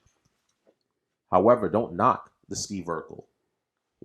If he loves you, he's willing to die for you. He'll do anything for you. It don't matter where he is now. He could be at McDonald's as a cashier, but if you see him in school, if you see him getting in a trade school, trying to get certified, if you see him doing you see him constantly pushing. Like I said with Taraji in that movie, after years, if you see, I'm not saying she got to wait that long, but if you see it, but give him a chance. You get what I'm saying? If you just marry just purely off of materialistic shit, what happens when it's gone? You get what I'm saying? So I had someone that said that was what's the term when you like comfortable chilling, like you always come on playing games. Yeah, content. Thank you. I'm forgetting a lot of words. I gotta start reading more. But anyway, someone called me content, and they called me that when I was working for Facebook as an AV engineer. and so it's a regular 9 to 5. Morning, coming in, afternoon, I'll come home and I'll chill, play my games or whatever, talk to the homies, and either chill or spend time with her at the time. So it's like I don't know what to say. It just doesn't make no sense to like why you think like that. And I understand I guess she wanted more, like how this woman wanted more, for the guy to do more and whatever, have their own business or whatever the case is. But I'm saying is like it's a build to it, and I kind of recently just started that job at the time where we was talking, so it's like give me some time. How old are you? Hold on, this was like I think 2 years ago now. How old were you? I don't know. All right, here's the calculator. Let me help you out. Like, we still nothing to go off. No, I'm trying to think. I was like 27. Yeah. Oh, shit. 27. My birthday's in the middle of the year. So. It's not too bad. But at the end of the day, it's like the man has to. Most men don't become wealthy until the age of the late 30s or late 40s and 50s. Women has to understand that this guy who's mid 20s and just hitting his 30s and he's just wealthy to just sweep you off your feet. This thing we have to attain that. As men, we have to grow mentally, spiritually, emotionally. We have to grow to love ourselves for ourselves. Understand that we're being played at many different angles and then recognize who we are, who we want. Find this person between all these women who's sitting here playing games. You know what I'm saying? It isn't easy for no party. But at the end of the day, women is a whole lot less that they have to prove or learn within their partner. This is why I'm going to say that. There's a lot of women who don't sit there and actually learn how it is to love a man. There's a lot of women who don't know how to love a man. They feel a man should love them. I'm cute. I'll fuck them all day. No. That's all men need is some pussy, and that's love. That's it. No. We need to be catered to. Well, like a massage is cool. Yeah. You know what I'm saying? Being told I'm great, whispered in my ear on a day-to-day basis can make a man do a lot. Yeah. Do you understand what I'm saying? Mm-hmm. And you really believe that. You behind that. Mm-hmm. You know what I'm saying? If I call and I'm having a bad day and you say, yo, do you know who you are? Yeah. Do you know who you are? Mm-hmm. Fuck you mad for? Yeah. This is what you do. Mm-hmm. You know what I'm saying? Anybody, so you ain't gonna have to work. Sometimes a man needs, like, it's like women put spirit, they bring a spirit into a man if they do what they need to do correctly. Yeah. You know what I'm saying? Yeah. Not saying this is some list that they should be following. No. As a woman, they know that man how to be behind. But why you feel like he got to do more so you can just remotely even give that? Yeah. You know, like we got to go on a trip twice a year for you to tell me I'm great? Yeah. Why when I'm sitting here not busting and my ass on a 9 to 5, I did 13, 12, 11 hours and I still made sure that you were good. Yeah, right. Why I can't get that whisper in the air, and that alone is enough to be like, I'm gonna kill myself every night for this woman, every day, because she know that I'm doing it for her, and she thinks I'm great. It's the appreciation. But that's us. Yeah. What you just said. It's that appreciation. If she thinks I'm great, I'm great. Yeah. Mm-hmm. Not all the homies over here. Not because my son pulled up in a Lambo because his girl bought it for him. Yeah. Not because he went on a trip because his girl took him on a trip. No. Not because, you know what I mean, all of this happened. No. If just you think I'm great, I'm great. Yeah. I don't need all that other shit. As long as you have my back, man. It's because you could be going through some tough shit. And that's the thing. As men, we're expected to just, take the shit to the face and oh, you be all right. There's a pat on your shoulders, but when y'all going through some shit and y'all devastated, if we react the same way, you don't care about me, you don't give a damn. So for me, and the one thing, I just feel women have the luxury of changing the rules for themselves. For us, we can't change any rules. Boy. So, and you were saying something earlier where it was like, if you ask her to go and get a pen, she's gonna tell you fuck off. But if she asks you to do it and you say no, it's a problem. You posted it on Facebook and it's so funny. I was just teasing my wife about this. What was it the other day? what was I doing? I was just in the bedroom, right? And I was like, babe, she was like, what you want to eat? I was like, I want some Haitian food. You know, you got to drive to this restaurant. 15-minute drive. I do it all the time. I don't even hesitate. I hear family hungry, whatever. Wow. Wherever I got to go, I'm out. Cool. She was like, nah, I don't want to drive that far. That's too far of a drive. I looked at her. I said, wow. But the thing with us, we let them off, right? Whatever. All right, cool. No big deal. To be honest, I was like, whatever. Today, she's hitting me up. I'm working busy. I finally talked to her. She's like, oh, on your way home, she's like, oh, you coming? Can you get me some Chick-fil-A? Mind you, I'm almost here. Like, I'm nowhere near Chick-fil-A. Me in my head, the guy in me was about to signal and start busting the Yui. And I said, nah. I had to get on my Kevin Sanders. Please continue. I said, hold on.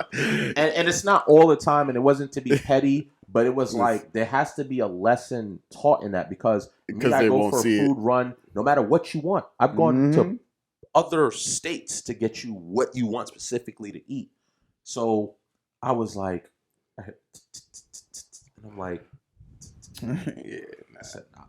I said, and then she was like, are you going to get it? And I was like, no. I was like, nah. I said, I'm tired. You know, I was at work for 10 hours today. Like, I'm really exhausted and I'm already almost home. Like, I'm not near Chick-fil-A anymore. And she goes, really? She's like, wow.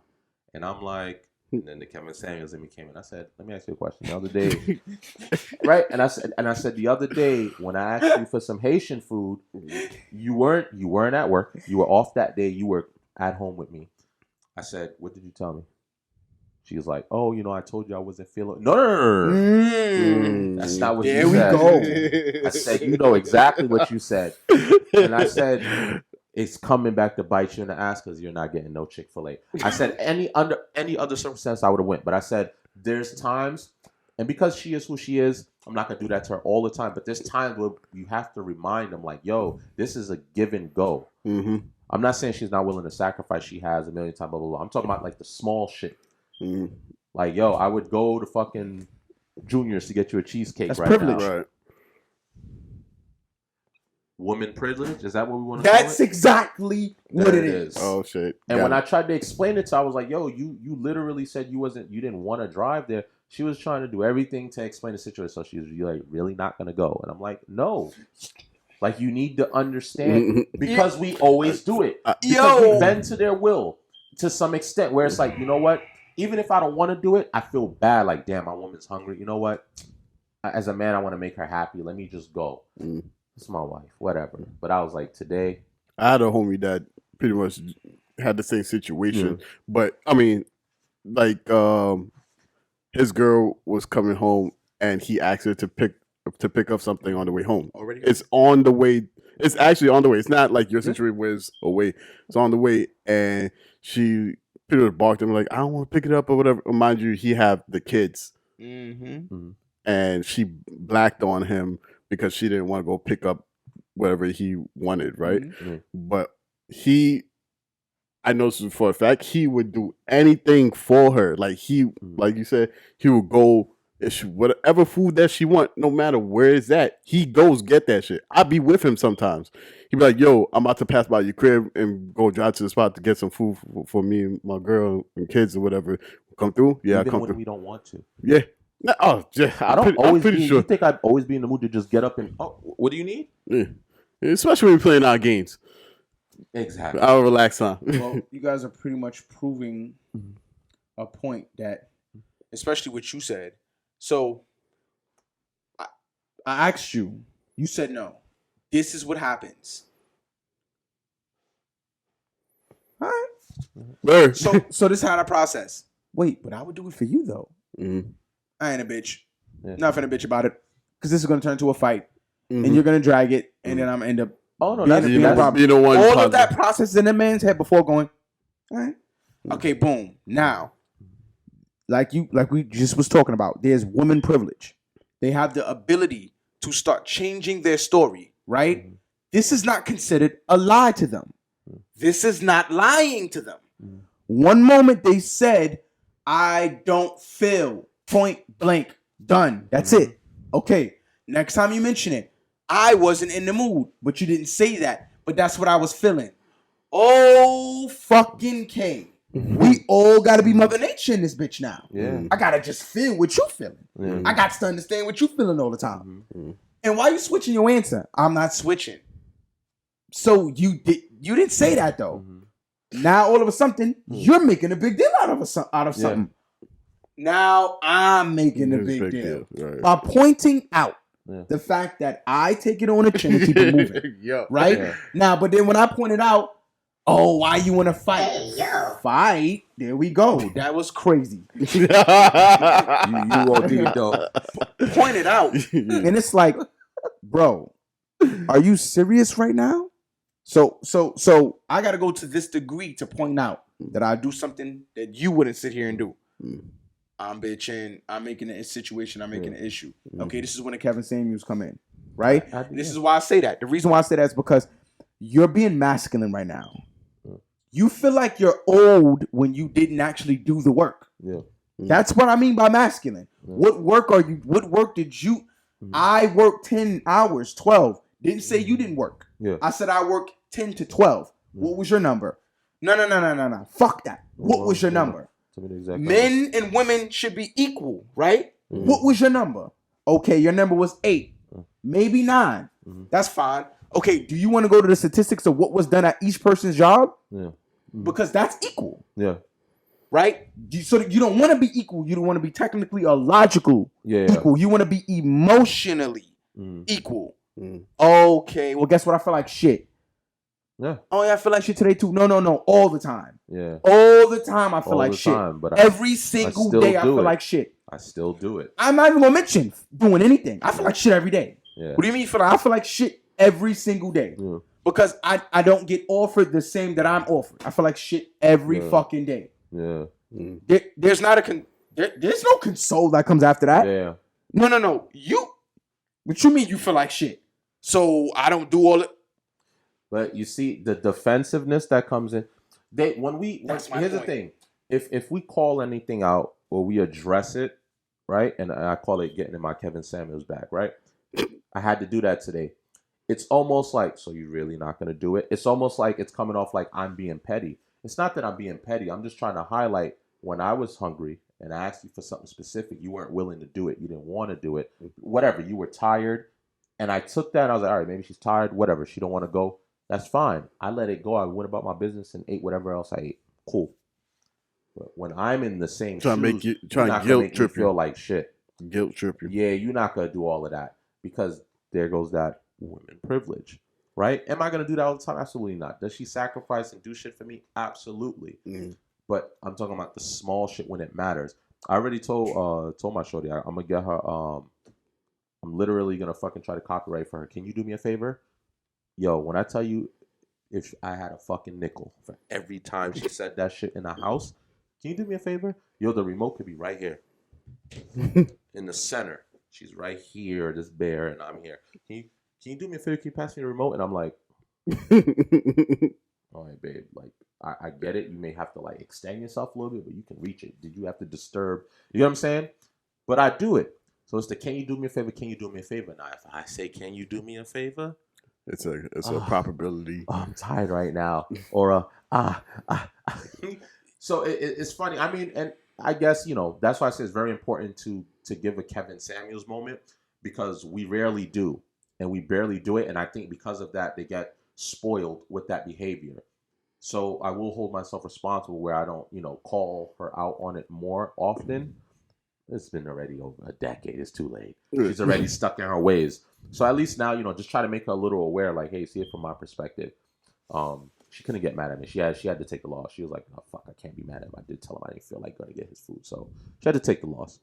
But anyway, let us continue unless you had something to chime in. But it is a thing. Listen, we don't mind being gentlemen. We understand we're your kings. We'll die for you. We'll do all of that. But the point being is you're our queen.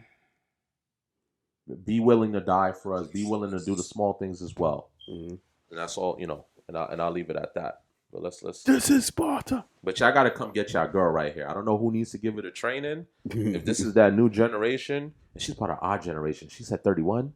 Yeah. going down her social media feed, looking at what all these other girls are posting and all that other shit that's what fuels them. Yeah. Oh, look what she's getting in. Look what she's don't worry about that. Don't worry about what her man and what she got going on. Don't worry about that. They 2 weeks later, he's cheating on her. She gonna be on there crying. You know what I'm saying? So it's like, oh no. Anyway. This baby, but you wouldn't even give that man a child, and he had the nerve. No, listen, he woman. didn't take care of him. Listen, woman. Your point is coming. You keep trying to see. You told plenty of women this bullshit. You're talking to a man now. But I'm being You're talking to a man now. with no ties to you. You had a baby by a loser. And Yes. you expect people to look at you and say, well, she's young or whatever. No, ma'am, it counts. It counts. And that child is 12 years old. And somebody had the courage enough, the character enough to marry you. And what did you give that man? You didn't even give him the child that he wanted, but he had to take care of another man's child. That is Jesus Christ. Did you guys live together? And yes, and I paid most of the bills. I don't give a shit if you paid most of the bills. See, you still want to tell a story from a woman's standpoint. The man had a job. Well, go ahead, tell us the story the way you want to. Because I'm going to teach a lesson. See, what she wants to do is tell us how great she is. See, I'm a teenage mother, and then I went and got a bachelor's, and then a master's. And see, I'm driven and I'm motivated. Now, how many student loan debt are you in? A lot. I didn't ask you that. How much debt are you in? Last time I calculated, I just it was like 80,000. 80,000. How much are you making annually?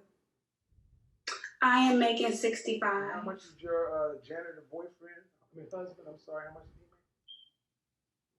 make? He just told me, he showed me these checks, and he would bring on overtime because it's a well-to-do. How much did he make? Answer the question. Okay, like 22, 23 an hour, depending on what shift, what was the season. How long were you guys married? We were married together 9 years, but we were married 7. So you had to find Yo! out how much money did he make? We always found separately. You slapped the You table. were in school. Were you working full time? I was working part-time, which So no, you were not. You were married while you were in school, yes?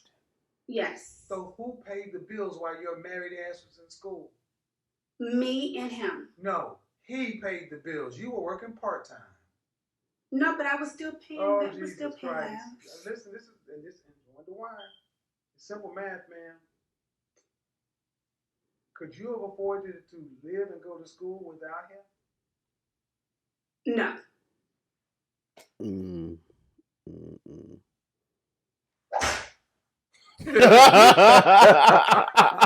That's why you touch anything.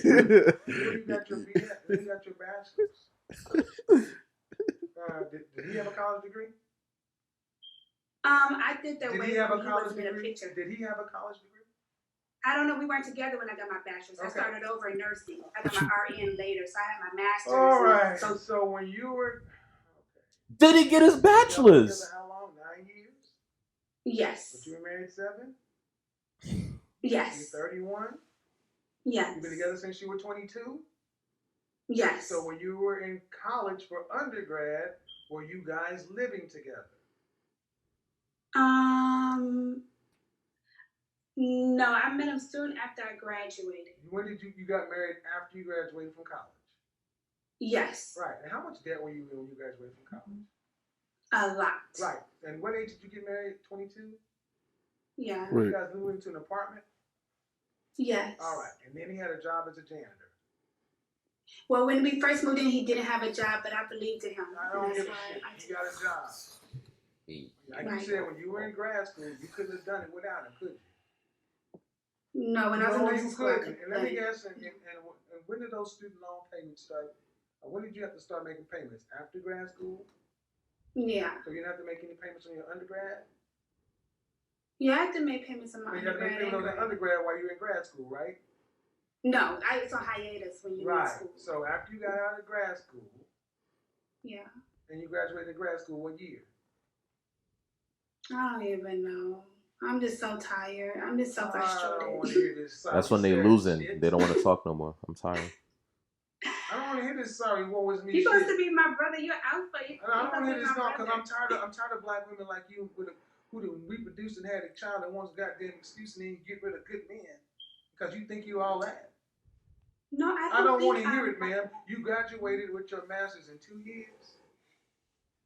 Yeah. All right, so you're roughly 24, 25. That means somewhere during your life, after you got a bachelor's and a master's, that no working janitor still had to pay some money towards light, rent, food, your college student loan debt, and he doesn't even have a degree. He had to spend money putting food in your child's mouth because it ain't his. He didn't even shut up. I'm sorry. He didn't even get a child out of the deal. He's paying for another man's child who you called a loser. And then you have the nerve to come over here talking about, I divorced him because he wasn't ambitious. And then you're going to get out here on the open dating market and tell this story. You are a permanent side chick, ma'am. You're a side chick because of your character. I don't need to hear the rest of the story. I don't need to hear how cute you think you are or how special you think you are. I don't want to hear any of this bullshit. I'm so sick of black women like this. Just think that because she got a degree. Remember? I got a degree and I'm a 7. I deserve a doctor now.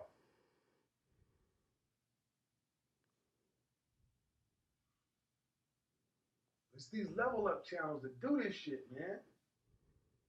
And she has practiced telling this story to women and suckers for the longest. So I had to do that for him. You can ask that same question you asked before. How long he's been with her?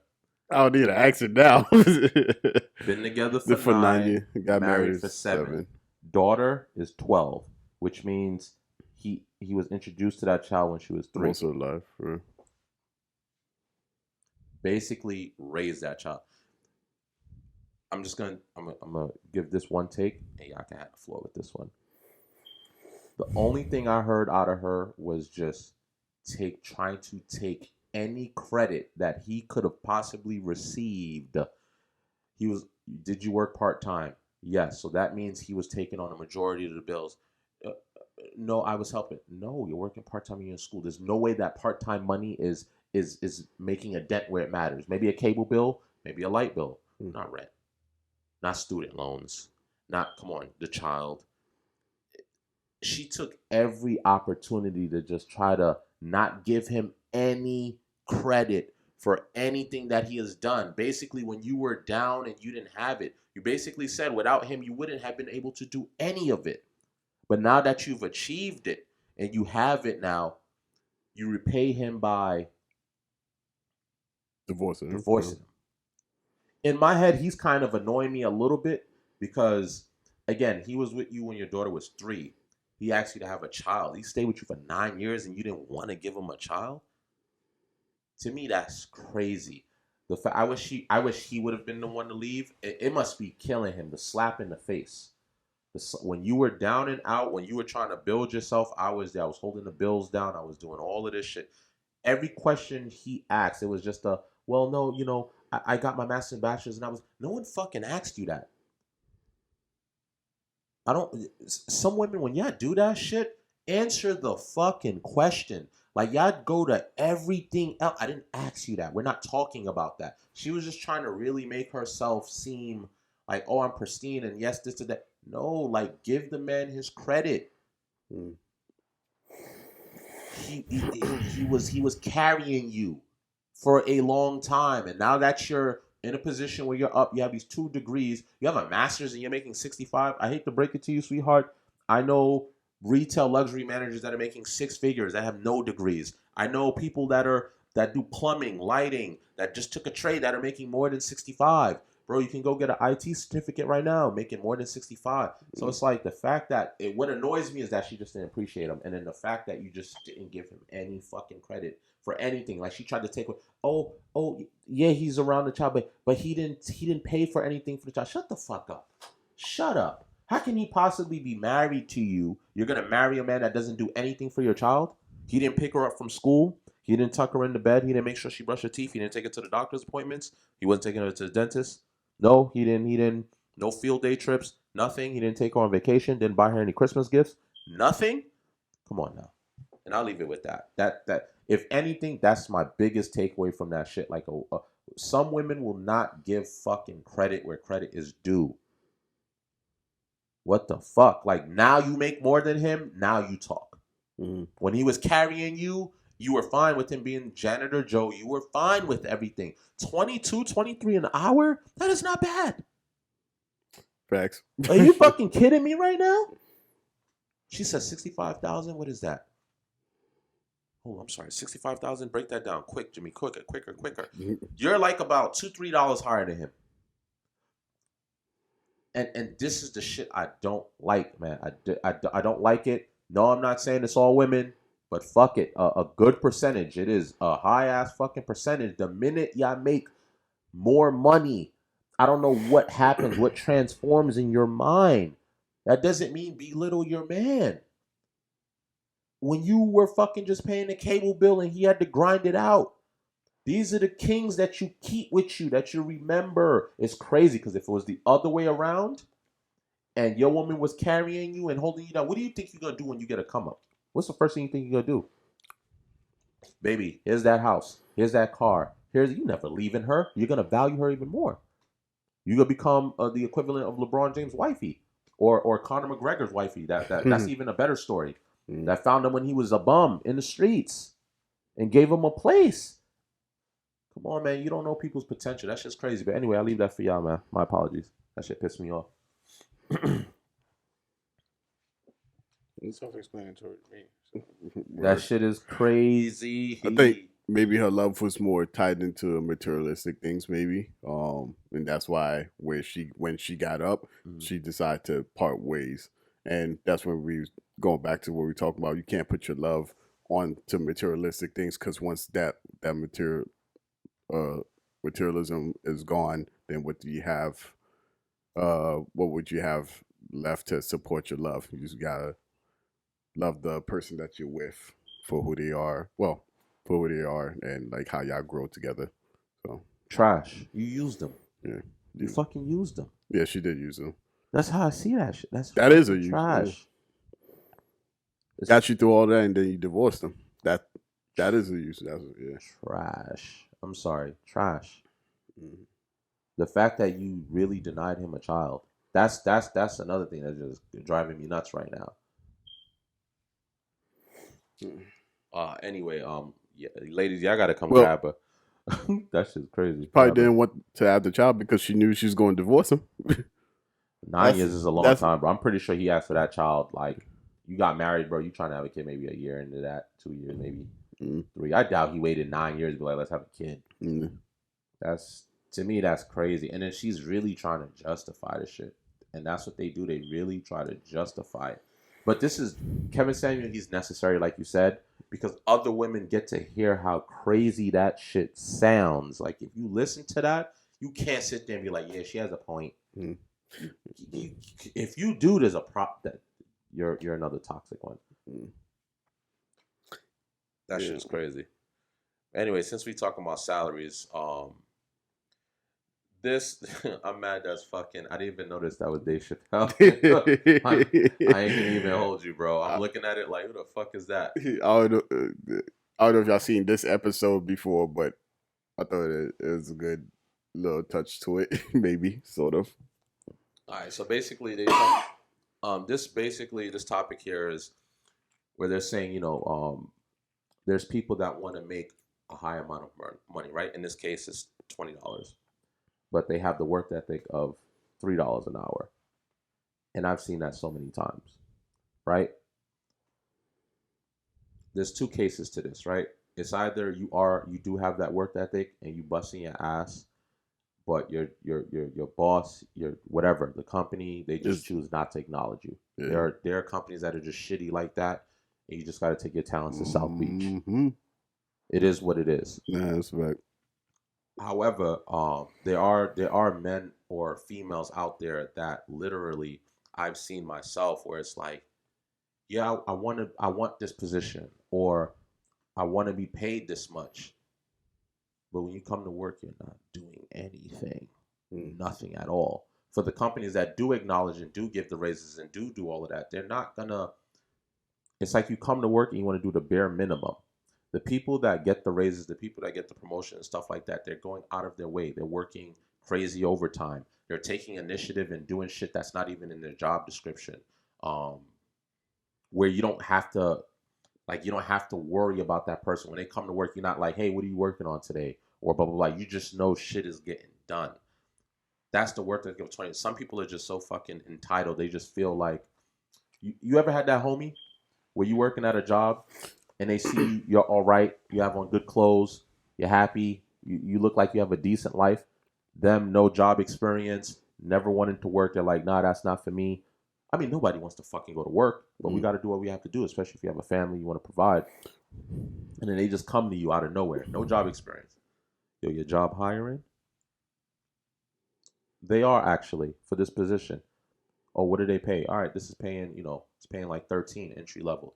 He's like, nah, bro, I got to get that 20. I need to make what you making. How? Yo, that's funny. How? I had an exact story like that actually. I had a homie. Elaborate, please. I had a homie. He never worked, nothing like that. Actually, got in trouble a lot, right? And he, when he started looking for work, I think this was for Macy's and be a stock associate. I think it was gonna pay him like $16 an hour or 14 an hour, either one of those, right? At the time, that's not that bad, especially at like, I forgot how long ago. This was a minute ago though, anyways. And he said, and he turned down the job because he's like, nah, I gotta get more money than that. I gotta get paid more than that. And I looked at him like, you never worked in a day. Like when I started working, I started at 8. You said 8. I started at 6:35. 6:35. Nah, see, I started at 8, and then I had to build myself up to earn more money, obviously. And you out the gate getting for $16 an hour, and you said no when you have no job in the first place? Are you crazy, man? Oh, excuse me. Are you crazy, bro? Nah, we good. But let me ask you a question though. Is he living on his own, or is he still with parents? Is he? That's tough to kind of explain. I think he was living with his mother at the time. Yeah, I think he's living with his parents. All right, so he's not fending for himself. He's not like. But was he all right? Was he like a hustler? I mean, you don't need to say occupation, but was he getting money his own way that he felt? Because there are some dudes out there that feel like, yo, I can make this in a week. I can make what you make in a year. I would say at the time, no. So I know there's situations like that. No, actually, my bad. I take back the parenting thing. I think he was moving around. That was his moving situation. Around? Yeah, and he had no job. Yeah. And you said this is a few years ago, back. This is when I was pretty much almost at, I think, either Rag and Bone, or I just left Rag and Bone. What? That's 2011, 2012, Yeah. 2013? Yeah. No, 2013. I'm moved in. Well, yeah, I don't remember. I was there like $16 at that time. At Rag and Bone, I got paid $13. So, but I said after, like, kind of shortly after I left. All right. I probably got my first apartment around that time. 16 would have been enough for him to live on his own, but if he's moving around, I don't know what that means if he's staying with friends and shit like that. But if you had someone else with you, a roommate, like a homie, or something like. Here's the thing: there's simple solutions. Like you and the homie, you and your best friend, someone you ride with, I could both get work and make life easy. You could be roommates for a long time, stack bread. There's solutions, I guess, if you want to deal with it. But bro, $16 an hour, and you say no to that. That's your first time ever job interview, ever had a job. That's entitlement. I don't know what gives people that fucking energy. I've never walked in a job and asked. I've only asked for what I know I deserve. I'm not going in there. Have I fluffed some stuff up? Absolutely. But I understood what comes with that money, the responsibilities that come with it. I'm not going to get the money and then do bare minimum work. That's fucking stupid because you won't be in the job for long. So what is it that gives people that fucking notion that they can just do shit like that? Like that's what I'm trying to get at. I can't answer you with that. I didn't have that mindset. Like I said, I have to grind from beginning. So I understand getting as much as you can get, even if you have to fluff the resume, even if you have to do all of that, that's fine. But if you had nothing before that, you didn't have no pay stubs, you have no bro, like to open a bank account, shit like I don't know. For me, I've seen shit like that, and to me that bugs me. And it's like you do want all that paper, and you do. And I'm not saying you don't deserve it. I'm not saying you can't get to it, but you got to work for it. Right. Like you may see someone in a position, you just say, "Oh, well, that's my homie. I can do that." But that person's been in that same job for like 10 years. They didn't just fucking walk into that. They had to bust their ass for that. So I just, for me, I don't get how someone comes in and they're just like, nah, that's not good enough. Right. And 2012, 16 is great. Maybe not in Brooklyn, maybe not in New York. Yeah, right. Maybe you could get a roommate that makes that same thing and you'd be great. Nah, but I would say around that time, because even then, if he would have got the 16, let's see, if he would have got the 16, yeah, nah, that would have been okay. It'd have been all right at that time period. It'd have been good, bro. Yeah. I have a homie. When you say 16, I think he was making 16 an hour, and his girl was making like 9. They had a place. They got a car. Like with time, but like it wasn't a long time, but they made it work. Right. So like I don't know, man. I don't know. You got to feel. I kind of talked about literally every obstacle. I don't know. So That shit crazy. I'm like, what gives someone that fucking oomph? I mean, I get it. If you come in there with the knowledge, you have work experience. Yes, you could talk your shit. Nah. Maybe overconfidence playing into it. Like, I think, like reaching with the self. just liars. What you say? People just liars. Yeah. You said some people are just liars? What? Like, what do you mean? Like they lied about what they got offered, or? No, they go to a job, get an interview, lie, get in job, lie. Oh yeah. Yeah, no, and that's okay. It's funny. I didn't know that was a thing. I found that out like much later. No, what do you mean? It's not like someone come up to me, hey, lie on your resume and lie at the job. I mean, don't go in and say you a CEO, but you could go in and, No. and bust a. No, I understand that, but like, with my mindset, it was like, no, you can't lie because, like, well, maybe they'll call your job, or maybe I don't know, but for like me, it was more. I don't mean it like that. I mean like they lie. They're not going to work.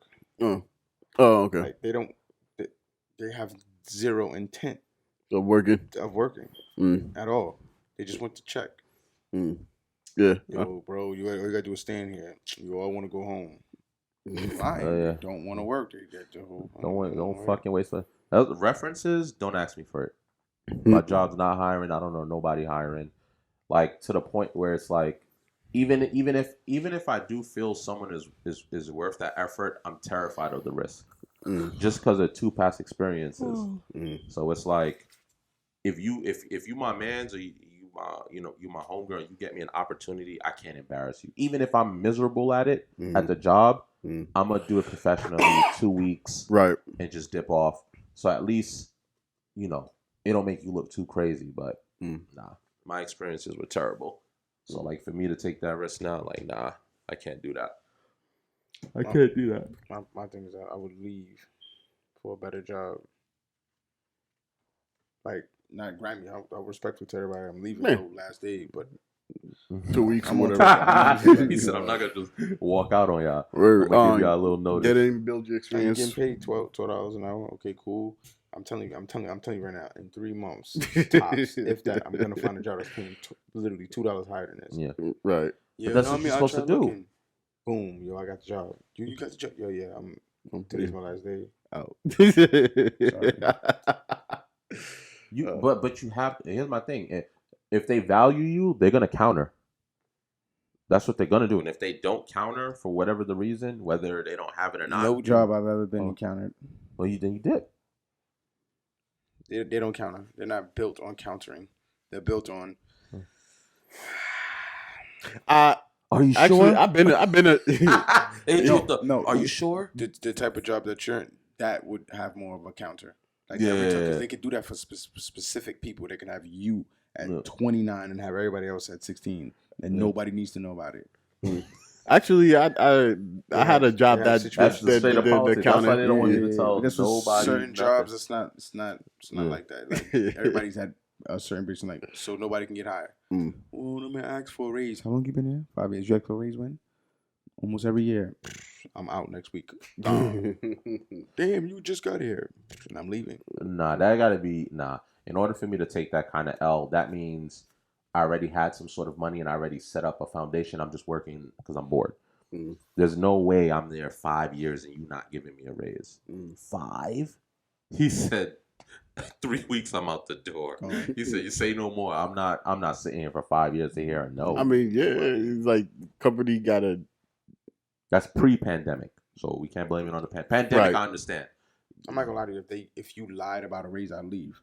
I wouldn't even say anything. Like if you told me like in 9 months I'm gonna get a raise, I'm gonna ask for it. And be like, oh, well, we're gonna start doing overtime. Oh, you will never hear it again. You're just gonna get a resignation letter. That's me. I agree with that. Now. I don't give a flying. I don't like asking twice. It feels weird. What it look like? Because if I feel like I worked for it and you said this is good, like if they promise you a position or some shit like that, I've left like 2 companies because of that. I've left 2 companies because of that. They take us for granted. Yeah. So Oh no, I know that. And let them know. That's why I don't just leave up like, here's your 2 weeks. You got another job. Are you sure? Yeah. I hope it's a better job. Yeah, they're paying more and I'm doing less. Thank you for the opportunity, though.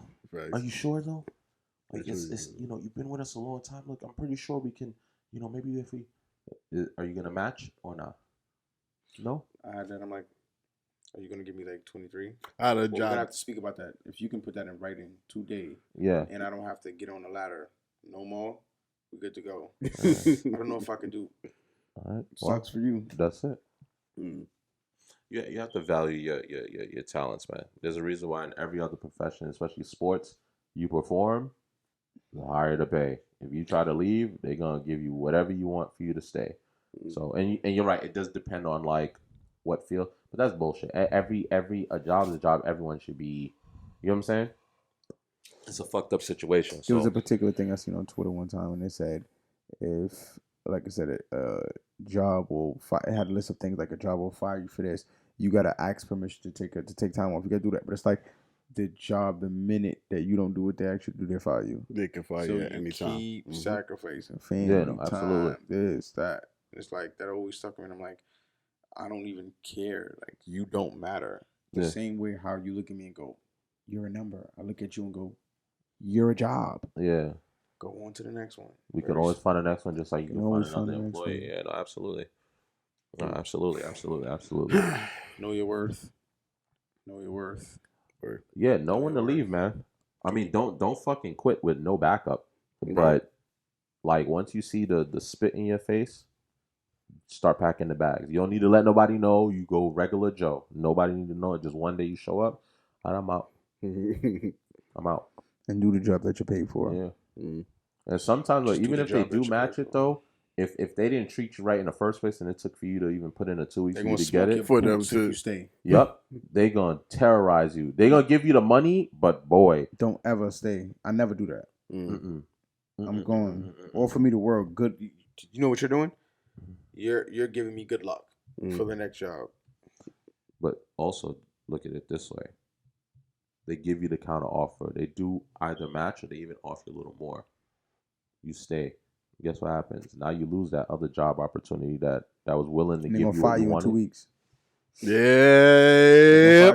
What you gonna do? Call the other job? Actually, I changed my mind. I actually changed my mind. Sorry about that, guys. And then it's too late. Literally was jobless. You left elevation. Got head faked for more elevation than elevation that you were actually gonna get, and then got dropped on your fucking head. and you can't sue. You can't do nothing about that. That's why I said, listen, you gotta do you. I want to be that. I do want to be that guy. You know those fucking guys. They've been doing this for 25 years. Like, whatever the job is, as long as they're happy, they're getting paid nice. Right. Whatever they have that. I've been with the company 25 years. I have a pension coming in. Yeah. I want to be that guy to get the big pension and all that. Great, I get that. Mm-hmm.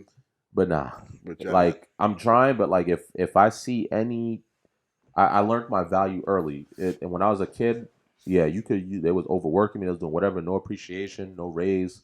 If I asked for a vacation, it was like a problem. Like, could you take it this week instead? No. I want it now. Here, this is when you know what I mean. So once you know your value and everything, man, you gotta know your work. Hey, yo, check this out. Reality check before we dip off. Yo, so pension is like a nail. It's like nails on a chalkboard for me. I don't give a fuck about it. Here's why. Ooh, I got 2 grandmothers. Right? No, 1.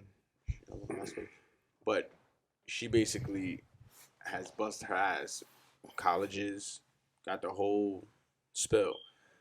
She basically has to spread $40,000, $50,000, and $60,000. Right? They don't give you no more than that. It's to a point that they're capping at 40. All right. I need people to understand that. You are trying to stretch $40,000 for the rest of your fucking life. You just please understand that after 65, 60, 50, 55, I'm sorry. But if you work 1 year and make 50, you really want to bet 25 years of your life on 1 year Worth of God. Motherfucking dang. Yeah, like I said, Social Security cuts off too after a while. It does. It all depends on the company. It's not for every company. And when you say your grandmother, that company, I don't know, they probably were able to finesse. And in today's world, Brooklyn College, people's pensions are crazy. Like I have a she was administrative. I have a homegirl. Yo, I didn't even. If I'd have fucking known this, OG too. A CEO can retire in fucking. I think she was saying some shit like 10 to like 13 years of doing the job. You can retire immediately in your 40s. Like if you started young enough, you retire. I forgot the amount. She was hesitant to tell me the amount because it has to be like a decent amount. But they get paid well. She's a female CEO, so literally, I think she works on like Rikers. And I'm like, what the fuck are you talking about right now? She's like, I'm retiring in like 3 years. They cap at 60. I said, what the fuck? You get to retire? I mean, the 60, whatever that number is. I mean, hopefully you're but that's if she is sergeant. Yeah, I don't know what she does. She just like Mom Duke, she MT. I said, Mom, what's that looking like? What's the numbers looking like? 45, 50. What's the number looking like? What's the numbers looking like? This girl. Kind of in that area. And I'm like, Ma, don't you make that? Don't you make more than that in a year? She ain't make more than that in a year. And I'm like, okay. That's supposed to be that retirement money. Okay. Hopefully that 401k is plump. You got no. I already. She don't need to know nothing. I already got her set. Stock, invest, do. You ain't even got to forget that bitch ass pension. That shit going triple. That's gonna be lunch money and it's shit. Trash. Vacation money when they cut you that check. You combine that with your Social Security, you take a nice little trip. That's crazy. Niggas PPPs. The PPP loan. Oh boy, that's motherfuckers' pensions. Oh yeah. No, it is though. Boy, the temptation is crazy. Motherfuckers believe that shit or not. People don't understand how this country work. How this money shit work. People don't get it. But we leave y'all with that, y'all. We appreciate y'all tuning in tonight. Catch y'all next week. We appreciate you guys. Thank you for subscribing. I like this filter better. I feel like I can be more personable. Yeah, you feel your eyes ain't being burnt. He's like, my eyes. I can see what's back there now. Or an interrogation room in face and shit like that.